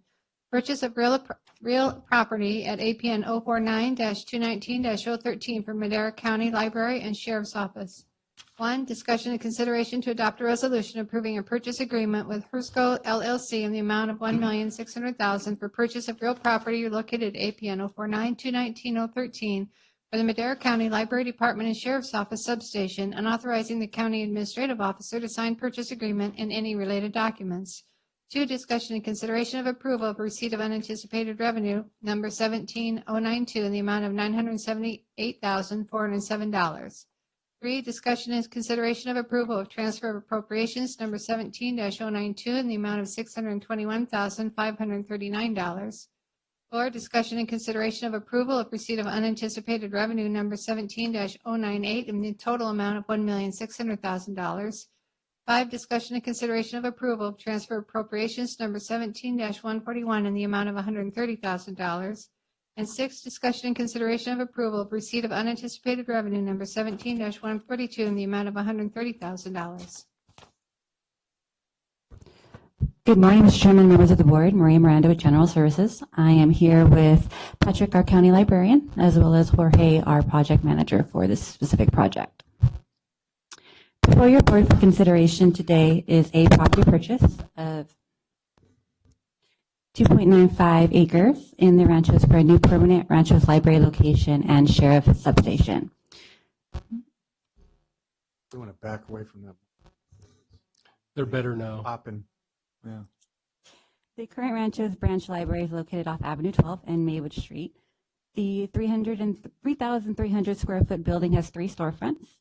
We currently lease the property, and we pay a rent of $3,200, which was just increased in April. The library has wall-to-wall shelving with no room for growth, a minimum storage and program space, and no meeting space. We're trying to get it. There we go.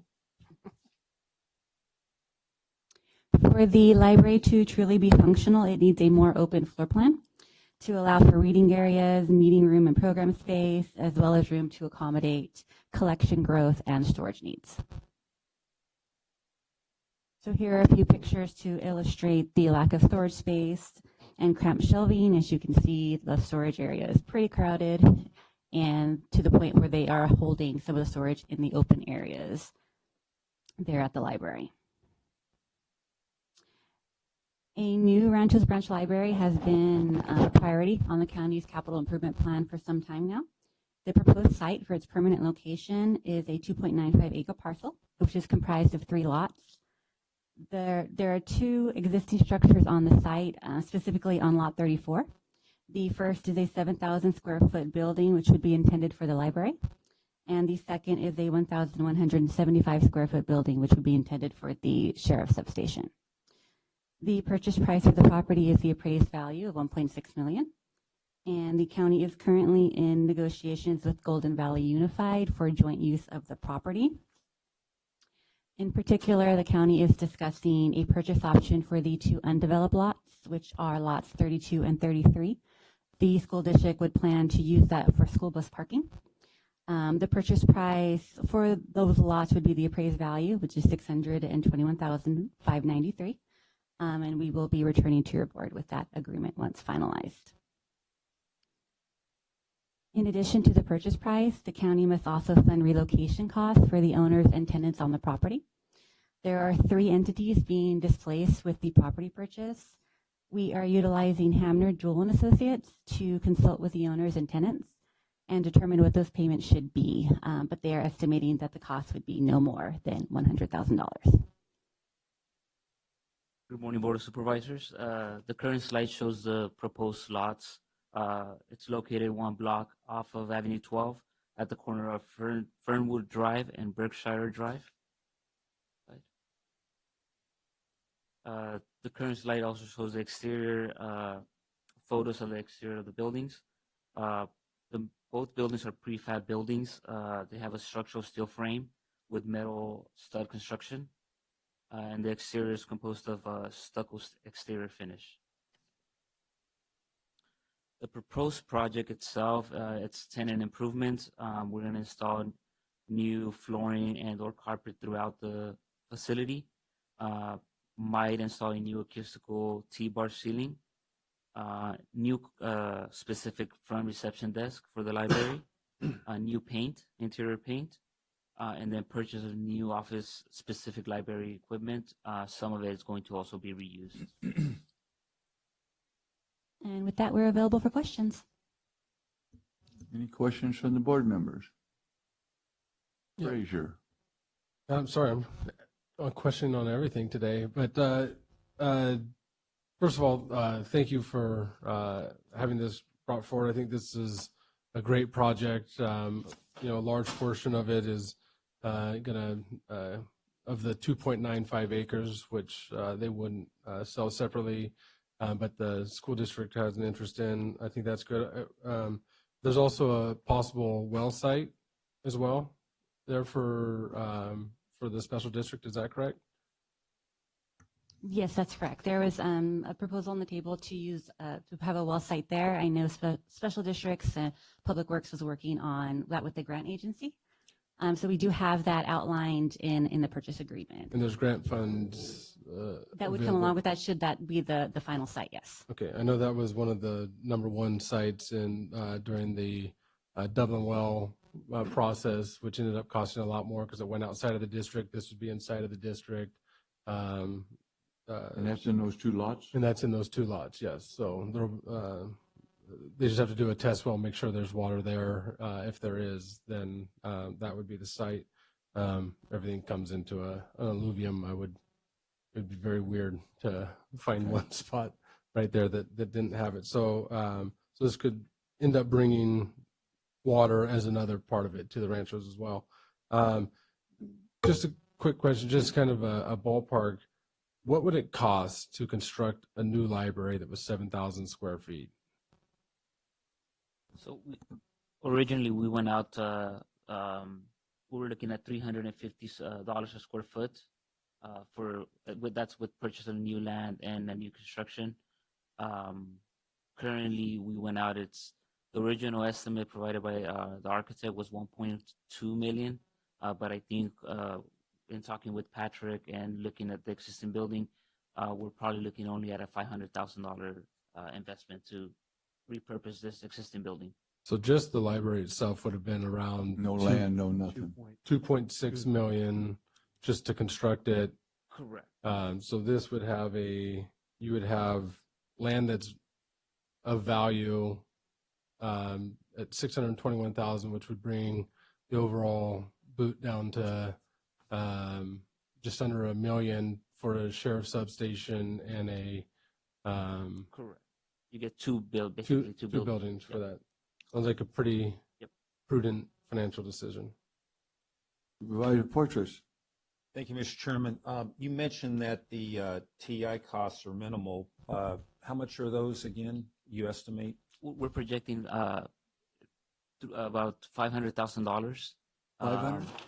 $500,000, that's a new definition of minimal. Compared to the original anticipated cost of 1.2 million. And if we were to go out to purchase a new property and build new construction, we would well be way above that. Okay. So in comparison, it's all relative. Yeah, it's all relative in comparison. Sorry. Okay, interesting. All right, because that's not real minimal in my book. But anyway, thank you. Understood. So is that just a guesstimate off your head? If I may, Chairman, the building itself is really move-in ready. Like we're not breaking any walls down. We're not doing any type of hard construction TI in the interior. So Patrick's happy with it, and I'll let Patrick chime in. I'm not speaking for him. He likes the way it's set up. It would really be the information desk. We want to do some replacement there, maybe new shelving in that. So we can bring that figure down if needed. That really is a very rough estimate, but again, it's move-in ready. So we are ready to go if we do nothing to it, but physically move in shelvings and the books. The other, because you also probably have ADA issues, right? Because I'm sure the bathrooms aren't ADA compliant or. So prior to actually making an offer to the property, we actually worked with the building department here in Madera County, took out an inspector and looked at all the bathrooms. They're actually code compliant. Okay. As well as the existing surface parking, it's all code compliant. It's a retail. It's set up as retail, which would be under ADA requirements as it sits. County grandfather those in, though. I mean, it's. No, Don't get to grandfather those in. Until someone sues you, and then Until someone yeah, sues then you, your yeah. grandfather clause That's- would come. You know, so one of the building inspectors went out there and assessed the building, both from an ADA standpoint and also from a code compliant issue. Looked at all the electrical panels to make sure they were up to code, and there was very minimal. How about the sheriff's substation? What? Same thing. There was one previous roof leak that was identified, but the owner was able to provide paperwork that said that it was already fixed. And what are the TI estimates on that building? You know, I haven't talked to the sheriff in general as far as the detail, but I think it's only going to house one or two sheriffs at any point in time. Currently, it already has its finished space, basically. It has finished carpet, T-bar ceiling, a restroom, basically moving ready, as Maria pointed out. Okay. Great, thank you. Yep. I just wanted to say that this is a great space for us. And along with the ADA compliance, you know, it's going to actually be a lot easier for us to set up shelving in a new building, and set up the shelving is another aspect of ADA, and get it right the first time, instead of having, like we've had to do in multiple library branches, which is go back and move the shelving over time and rebolt it to the floor in some cases, which is a really rough way to have to do it. This really allows us to space out, you know, our place, and, you know, give it, like I said, a good bit of space for everything we want to do, and we can actually accomplish the mission of the library in a space like this. Great. Supervisor Rogers. Yeah, if we utilize one of those properties as a well site, does our purchase of the land and the surrounding properties count as a match on that for the grants? Special districts question. I'm not exactly sure how the grant Tristan funding here. works there. I'm curious. Yeah. I mean, got to be a benefit, I think. It would, yeah. I would think it would be a benefit. Yeah, it should be. And also, you know, one of the things that I think is of note is that the Ranchos is a city-sized area and growing more and more. And one of the things that District 2 benefits from, sheriff-wise, is that the sheriff's station is located adjacent to District 2, and it covers a good portion of that area in the immediate area. Then, of course, you have Chowchilla PD in the city limits of Chowchilla, and we benefit from in District 2 from those two things. And I certainly am pleased to see something that would benefit public safety for District 1 in the same light, because they really, in a great sense of the word, they don't have that same benefit without having somebody sitting out there in a car, and it does provide that option and opportunity for good public safety coverage for that region, and from the sheriff's standpoint. Anyway, On item 3, the buying those 2 lots, did you have those appraised? I'm sure you did, but Yes, the appraisal was for the entire property, but we had the appraiser separate out the developed and the undeveloped lots. So we have a separate cost for each. that they just seem really high. Yeah, I actually looked at all the comps before today's meeting, and there's a lot of undeveloped comparisons in the Ranchos area. It's pretty high. Yeah, the land value is extremely high in the ranchos anyway, and then you take into account the difference. Most of the land comps that you're getting now in that area are coming out of Riverstone, Tesoro Viejo. The hospital just bought land at it was like 180,000 an acre or something like that. So there are the comps. Well, I'm just wondering, I just seem really high for those 2 lots. I mean, what are they, altogether 2 acres? Yes. Well, we had their property originally appraised in 2016, and then again in 2018 when we were finalizing the purchase, and it went up 10% just in that time frame. So we're seeing 10% is not much compared to this. I mean, that's the only thing I really worry. I mean, you're buying the building for $1.4 million or whatever it is, and 2 lots for half of that. don't make sense. Well, in the two lots that are right there, And they're we're, better. I mean, they're just dirt. and we're in, well, they're commercially zoned, which gives them some extra benefit. They're tied into the water system, ready with No sewer. no, but there's the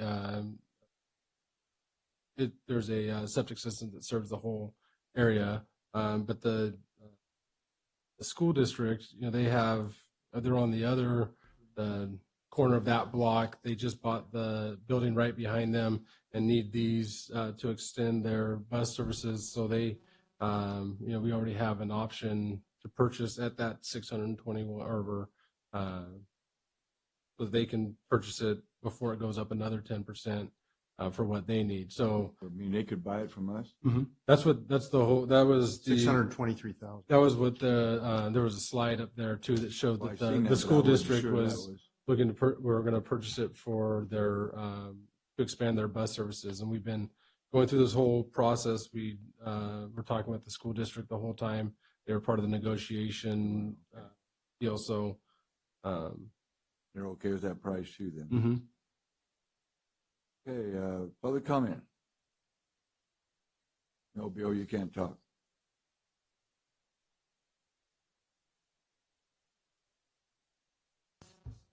I'm Bill Ritchie, a resident of Madera County in Raymond. The board members at this desk today will recall that about a month ago, contacted several of you voicing my concerns over the financial sense that this deal makes. I think it's a bad deal. I think it's a bad deal. I don't think it does one thing to help public safety in Madera County, and I'll tell you why. As a taxpayer, I don't feel that I have any responsibility in being the deep pocket purchase of lots for Golden Valley Unified School District when all of you represent the whole county. It pains me to be at odds with Supervisor Frazier because he's a good supervisor. You know, Brett, I like you. I support you in all the work that you've done. And I expect you to be an advocate for your district. Given the financial circumstances that this county has been through, limited funds that we have, this decision needs much more consideration of why it shouldn't be passed today. So for 30 years, public safety wasn't adequately funded. This board came along, decided to try to do something about it. I applaud you for that. I've stood behind you all on this. Measure L failed in March of 17. And the public indicated by that vote, it's overwhelming no vote. You should use existing revenue streams to fund public safety. In May of 2017, after Measure L failed, County Fire Station number 3, a 30-year-old dilapidated mobile home, was closed in Madera Acres and Country Club. And this represents the loss of the county's most northern full-time county staffed engine.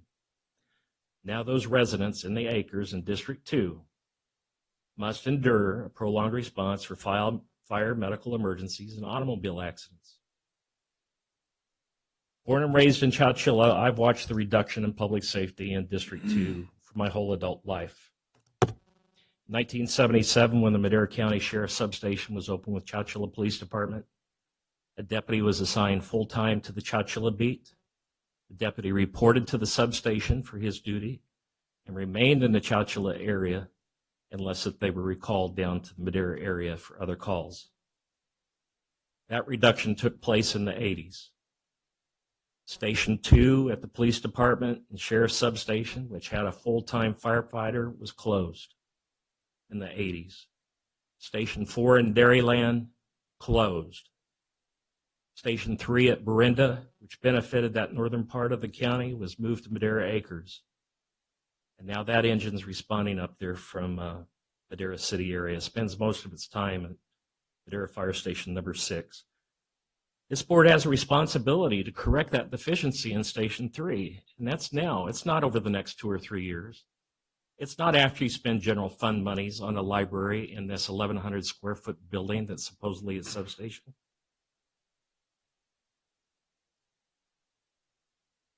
District 5 also has issues. I've talked often about the $1 million aerial ladder that's been up there for over a year. Seen it in parades and flying the flag.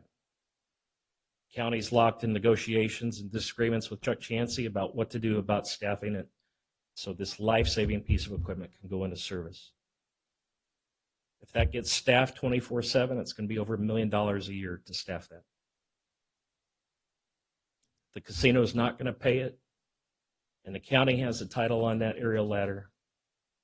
That piece of equipment should go into service in Oakhurst, where there's a high population density, commercial buildings, be available to be of some use. Yo, I'm on your second 3 minutes, so. Okay.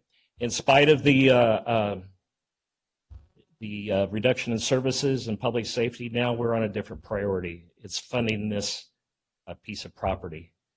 You brought up, Tom, about the cost of the lots. This is an extremely high cost for 2 acres of land. Brett says the hospital acreage is at $180,000 an acre. My goodness, if you take this building out and put the acreage cost there, that's very expensive. Staff reports today with nothing in writing about what the costs are going to be to remodel this building. There's no HVAC there. I went by there yesterday. There's swamp coolers on the building. If it cost $1.2 million to build a new library and you had to buy the land to go with it, you're at the same cost of what the county's going to be spending. The sheriff's substation, 1,100 square feet. When you look at the building, it really serves nothing more than the purpose. It would make a better hair salon than a sheriff's substation. There will be no more deputies up there. There's a substation being built at Tesoro Viejo just down the road. If you hire more deputies to be out there permanently, why would you split them up between 2 substations? They should be in the South County. So the deputies are already all over the county.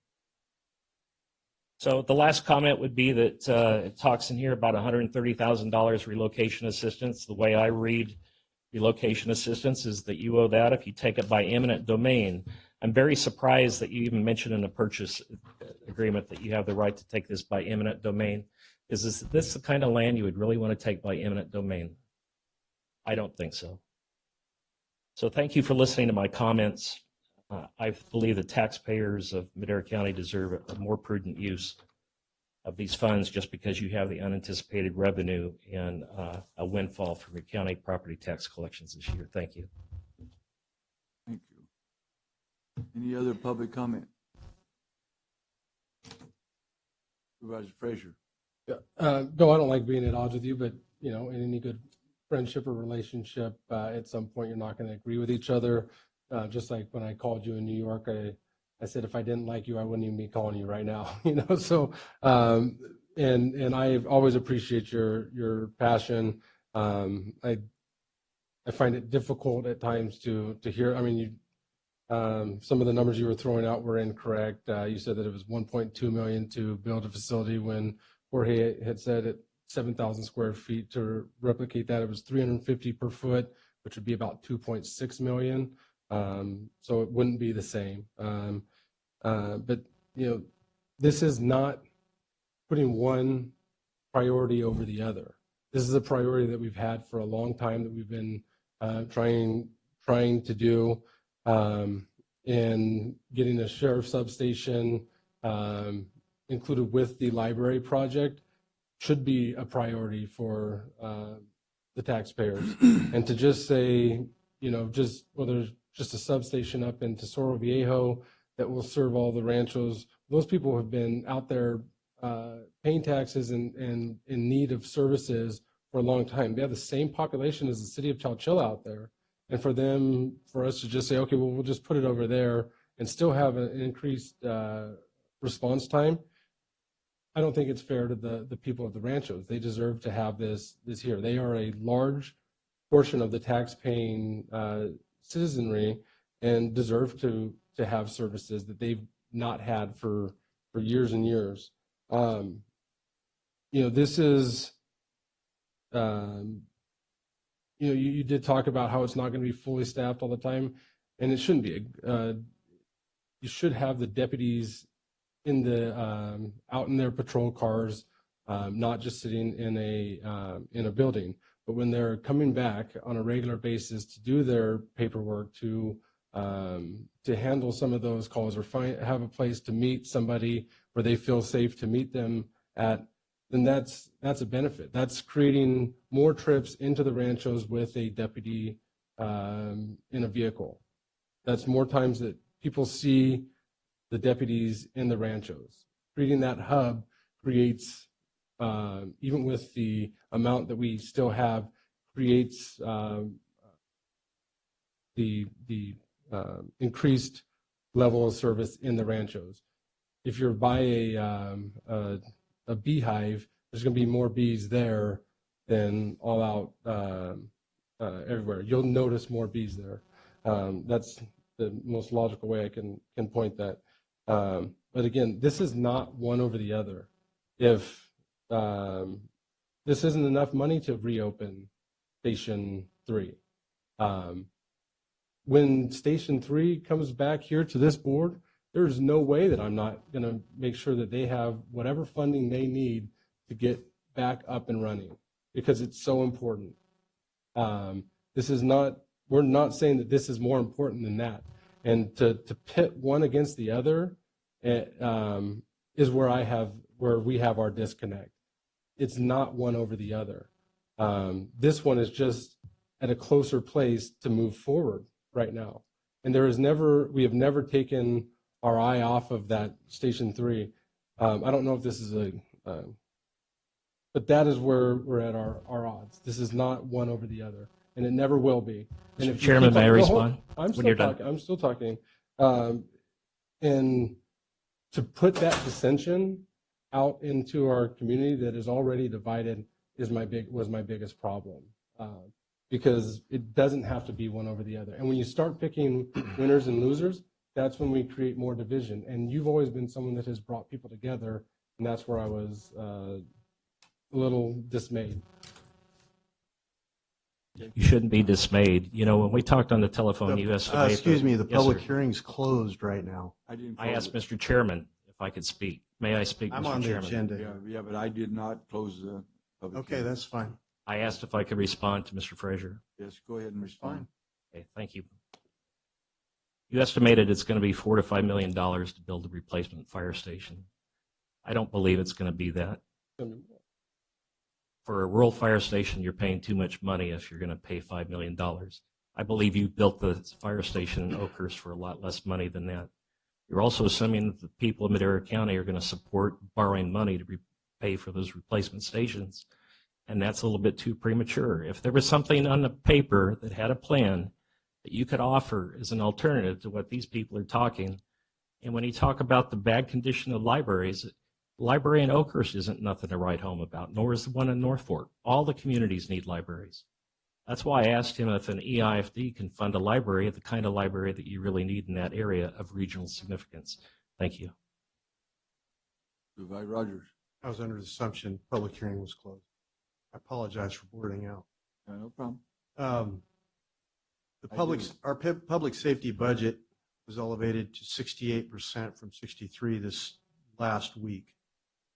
And I'd like to state that, echo Supervisor Frazier's comment that this isn't an either-or proposition. Station 3 is not closed. It is manned. It is the building that they occupied at night that is closed, the building that was dilapidated. Station 3 has always been intended to be a temporary station, and that station was never funded properly, even previous to my tenure. We are in negotiations for 2 new stations and personnel in District 2 right now. The 2 new stations that will come online will serve both Chowchilla, Dairyland, Acres, and Country Club. And in addition to that, the county has already negotiated for 2 full-time personnel to be stationed at the new city station in the industrial park, which will overlap coverage for the Acres and Country Club, being in very close proximity to that and have a good reaction time. Recently, there was a fire on Dean Drive in the country club. The Station 3 responded, knocked the fire down before it destroyed any of the resident. And I spoke directly with the homeowner in that regard. They were very surprised how quickly that the firefighters responded to that scene and took care of the issue. So I get a little tired of hearing about Station 3 being closed, because it is not closed. It is still manned, and it is still doing its job. It's still taking care of those residents out there. And I intend to continue to move forward in our plans to get fully staffed stations for District 2. As I said, we're negotiating for 2 right now. We're actually working on 3 stations countywide. We've built 5 in my tenure, and we're going to continue to do what we need to do where public safety is concerned. My point is this is not an either-or proposition, and that we are moving forward on all of these projects as we speak. Okay. Supervisor Poitras. Thank you, Mr. Chairman. In regards to this project, or this request, I'm inclined to support it. I believe that, as Supervisor Frazier mentioned, the Ranchos area is growing, and it's, who knows, what the population increase is going to be, but it's definitely increasing, and I think it's, we definitely have a need for a library and for increased space. But I'll go back to the answer I received, in terms of the costs of the leaseholds. Minimal is the wrong answer. If I was a private investor, and I am a private investor, I invest in different properties. And if I'm going to repurpose the property, I'm going to know exactly what I'm facing if I'm going to buy a property in terms of leasehold improvements. I'm going to go in there and, is there wiring missing? Is there, ACs improvements? What am I looking at as far as investment? Because, you think about, movies and things of that sort, as far as, black holes, whenever you buy something, and you just keep dumping more and more money into it. So I was very disappointed in terms of the answer, minimal. And I would like to have, definitely like to have a more concrete, estimate in terms of what those leasehold costs would be, because we're looking at taxpayer dollars here. I mean, if they're my dollars, and I'm buying the building, I can take that risk. But, when we're looking at taxpayer dollars, I mean, what is the taxpayer going to think about us? Just like, oh yeah, we don't really know, but minimal. And we find out that's about $500,000. And it's just like, well, that's not so minimal. So that's my comment. I think that in the future, when we look at projects like this, things we're going to buy, we really need to nail down what the additional costs are going to be. It's what an investor would be, and we need to hold that high standard when we buy property. And just Supervisor, again, I apologize for using the word minimal. I think it is incorrect. Is relative to what the original anticipated costs were going to be. The $500,000 figure is based on the assumption that we proceed with all the installations as far as the flooring, ceiling, finished space. But I think Patrick would speak to, right now it's exposed ceiling, but Patrick seems to like that space with the exposed ceiling. So there wouldn't be a need to add T-bar ceiling space. So if we cut that scope back, I could share with you guys an actual estimate for what, if we do this, this, and this is the cost of everything. Do you have a figure for bare minimum? 1 second. Next. Yeah. Supervisor Rodriguez. You go back to 2008, and we were in a recession. And we slowly were getting out of it. But I mean, at that time, we were talking about closing down libraries. If you guys remember back. Yep, we do. So, do we need a new library? Yes, of course we do. Do we need a substation? No, we don't. We're going to have one down the road, guys. We keep talking about building, and it's costing a lot of money, and money that we just don't have. We don't have it. We're just barely getting in a better financial situation, and you come up with these new ideas. They're all good ideas, my fellow supervisors to have good ideas. We want the best. But folks, it's too expensive. It's too expensive. I cannot support this project at all. You got to think of Madera County, and as we go forward, it's going to get better. I know it's going to get better. There's beautiful projects out there. But at that time, I cannot support this project. It's too expensive. Thank you, Mr. Chairman. Supervisor Rogers. Yeah, I have a couple of questions about maybe Brett, I'll defer to you because you can probably answer questions about the financing and how this is, where it's coming from. No, Go ahead. they should answer that. Staff is here to answer those questions, but there's just for the public. We also have grant dollars coming in. This is not too expensive. Even if we didn't have a willing buyer for the other land, this would not be too expensive at 1.6 million plus the $500,000. That'd be 2.1. That's still $300 or $300,000 less than what it would be to build a brand new library. I had been told at one point from Bill, just lease something. Go find something in the ranchos to lease. There is no other available space out there to expand. This is not too expensive in any form or shape of any imagination. This is a steal.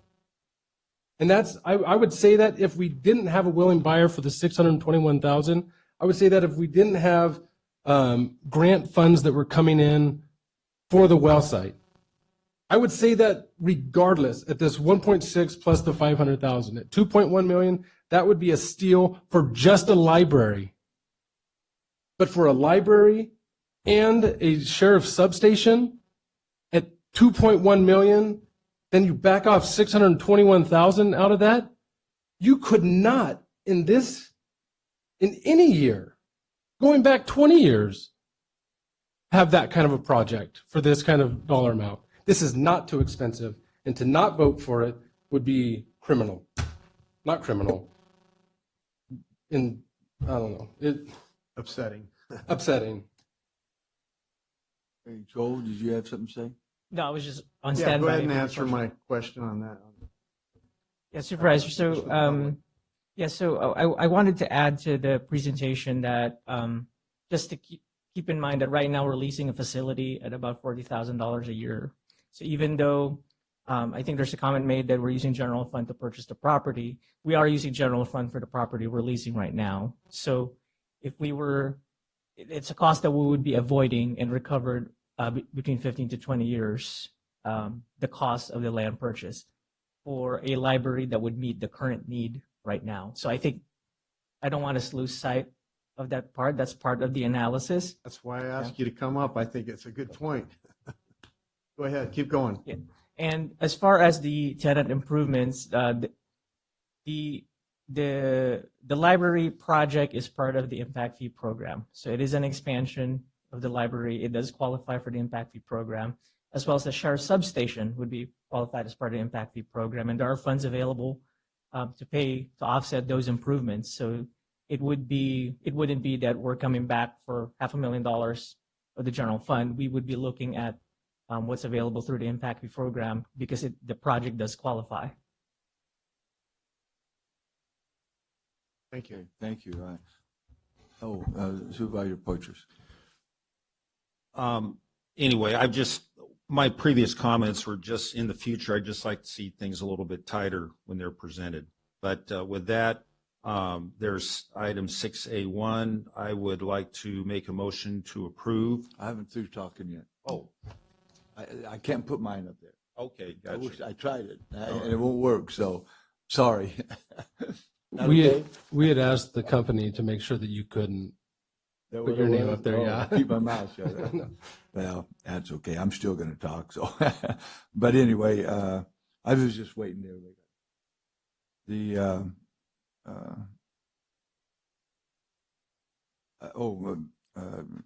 Supervisor Roger already says Station 3 has been working, and we have been looking at property ever since. Well, actually, we started looking at property that before I knew that trailer was bad.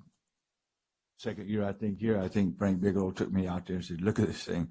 And we've been looking for property ever since then. We're close to finding that, so I just want everybody to know that. One thing I wanted to ask, if the school buys that property, does that well site go away, or do we reserve a right for the well site is? Yes, we reserve the right for the well site, yes. Okay. And nobody had brought that up till Joel just did. Our impact fees that we put in place in '07, that covers libraries, sheriff, fire, parks, and general government. So those fees, I know we've been collecting since '07. And since I've been on this board, we actually had that substation out there. I actually went out there a couple of times. I was out there for some reason, and John Anderson came, and I was talking to the deputies there, and John Anderson came and told me that the Jameson family had been killed that morning. And so I was there in that office when that happened. So that's got bad memories for that one. So, but we had to shut that down because we did not have the money. And the other question I was going to ask, I wish the sheriff was here to see what he thinks about having two of them that close to each other. I know they're building that out there at Rio Mesa. And says anybody talk to the sheriff about that at all, having two stations that close together? And if we don't use that one at the Ranchos, what else could we use that building for? I mean, we could rent it out naturally, but if we didn't do it, but there's any other services out there that we might need that building could be used for. Just, I know it's off the wall, but yeah, I think I always think that way. Yeah, I mean, it's like Jorge mentioned, it's fully, it's completely done. So it is move-in ready. It has a full office and bathroom. There's a tenant in there now. That's one of the folks that we are funding to relocate. So as far as services out in the Ranchos, offhand, I don't know exactly what would fit in that space. It'd probably make more sense to rent it out to a private party. Yeah, we can do that. And we can do that, yes, absolutely. Well, there's plan checks. You could have, building department permits if you needed Like to Bass out Lake, there. yeah.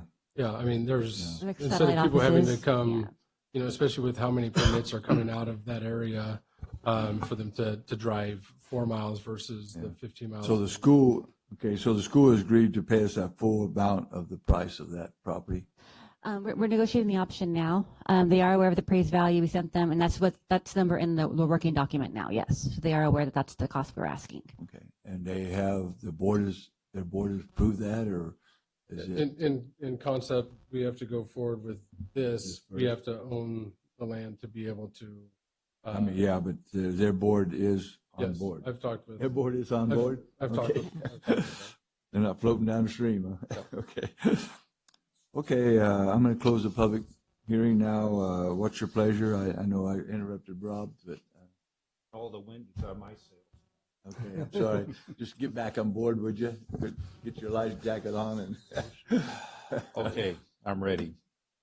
I'd like to make a motion. I guess there's 5 items here, right? Yeah, you can do them all at one. Do them all at once? Yeah, you can do Okay, that. I make a motion to. There's actually 6. There's 6 Yeah, items. actually 6, right. 6A1 through 6. Make a motion for approval. Second. Second, roll call, please. Call for the vote. Supervisor Poitras? Yes. Supervisor Frazier? Yes. Supervisor Rogers? Yes. Supervisor Rodriguez? Nope. Supervisor Wheeler? Yes. Vote passes 4-1.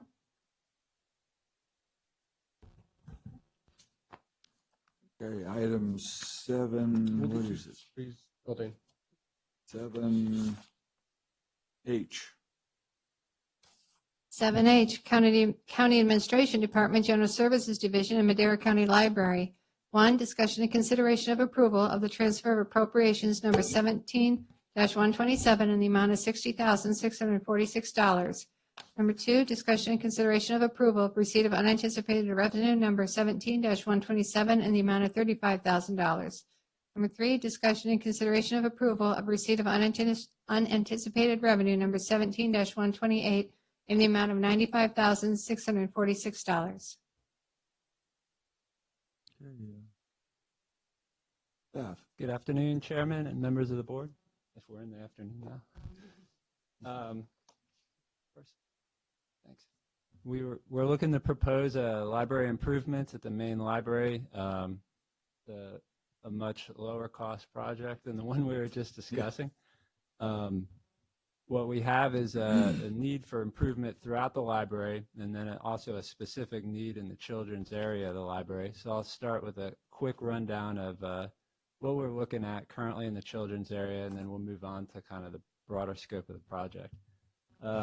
So current condition in the children's area is what you have is kind of end-to-end shelving throughout the children's area. The children's area is not, it's not a 50-50 breakdown in our library between the children's area on the one side and the adult area on the other side. The breakdown is the children's area is actually much smaller. And it's become cramped over time, and it's probably, it might even be more well used in the adult area. It's a very, very active area of the library. So what you have is this end-to-end shelving throughout the area. There's very little room for further activities in it. The messy shelving arrangement doesn't go for the entire area. There's parts of the children's area where the shelving is just fine, but where it gets messy is when you have the books for the youngest users, basically your board books and your picture books and your easy readers. And what you have is a traditional shelving arrangement where it's very easy for the kids to come along, and as soon as they start poking around, you have like the whole collapsed shelf worth of books. And what we do all day is run around like cleaning up those shelves. So we have a solution that we want to propose for that as well in a sec. Every child that's coming into that area, has some parents in tow. There's very minimal space for parents to sit down and chat, and that is actually where so much information in a community kind of goes back and forth, is when parents just have a space to be able to network and talk about what's going on in this community. We have a tutoring program that goes on, but it's a difficult area for that as well, and part of that is just the crowdedness of the area. Part of it is, it's just a real active area. And we've got some technology in the area, but it is minimal at the moment and getting on the outdated side. So going into the needs for this space, we have a plan to open up this area a little bit more. We'd love a bigger area for it, but that's just not how the geography and the dimensions of the building are. But within what we have, we have an opportunity to at least open it up a bit. We can provide some comfortable seating for parents and children within that area. We can, improve the tutoring area in there. And, we can update the technology with iPads and laptops and get some of the outdated technology out of there. And as far as I don't think that got into that last one, sorry, but I'll just go back to as far as the shelving, what we would like to propose on that is basically using an attractive and sturdy library bin rather than a shelf for the books for the youngest readers. So when you're talking about a nonfiction section, you still want it to be pretty much what it is, and people are going to go across it and look at the spine and see what the title of a book is. But when you're talking about easy readers for the youngest readers, people actually are looking at a cover, not the spine. The 3-year-old doesn't care what the spine of the book looks like. They're looking at the cover. So you want to have the opportunity for the shelving to be low and for people to piece through it basically like an old vinyl shop, when you're looking at vinyl records, where you're looking at the front of it, not the side of it. And that's where providing bins for that shelving in those particular sections would serve us a lot better than the traditional shelving model.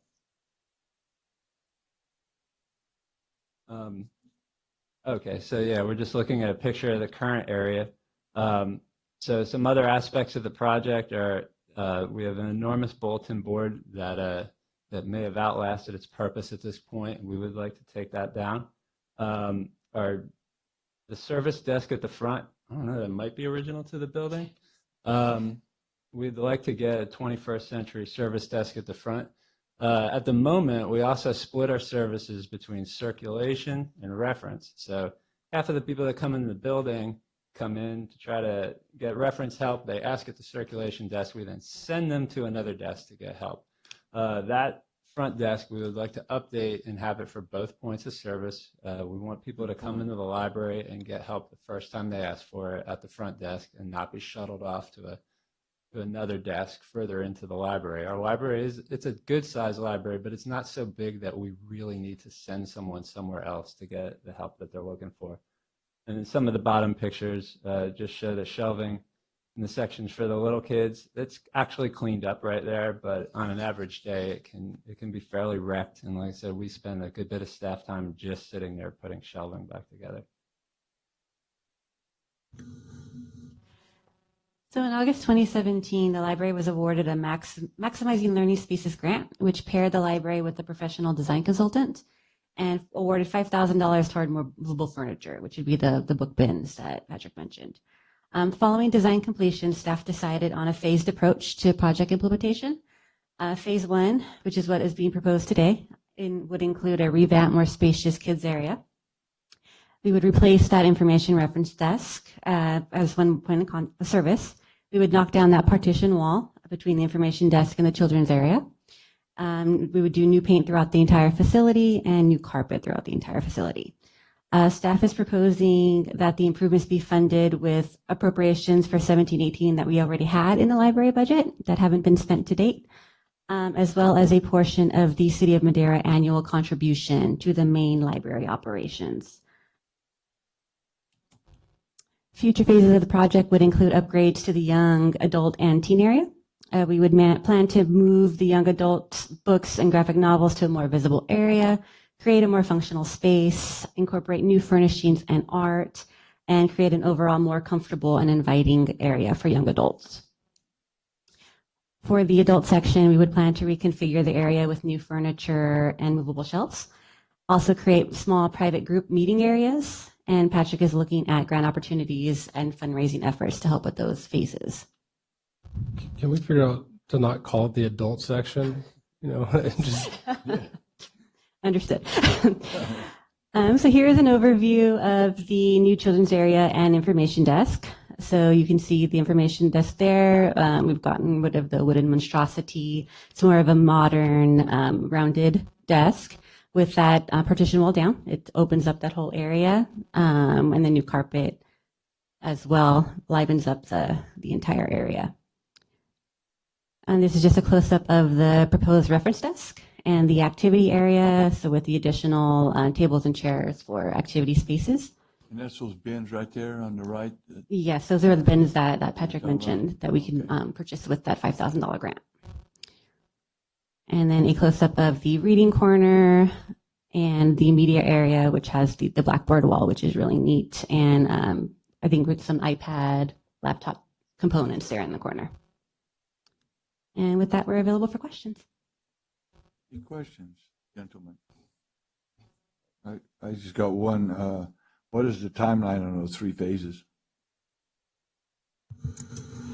Well, I believe we're looking to do phase 1, which would be the carpet, paint, new desk, and upgrades to the children's section. Pretty close to after summer reading is over. We need to get through summer. That's our Christmas time, basically, and I believe we'll be looking at that this fall. I don't believe that we've stuck a date on phases 2 and 3 quite yet, but I would hope that they would be in the next few years, and those are not particularly high-cost projects that we're looking at. Okay. Rob?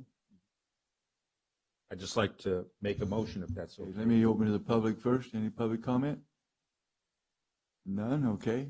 Make a motion for approval 7H, 1, 2, and 3. Second. Okay, roll call, please.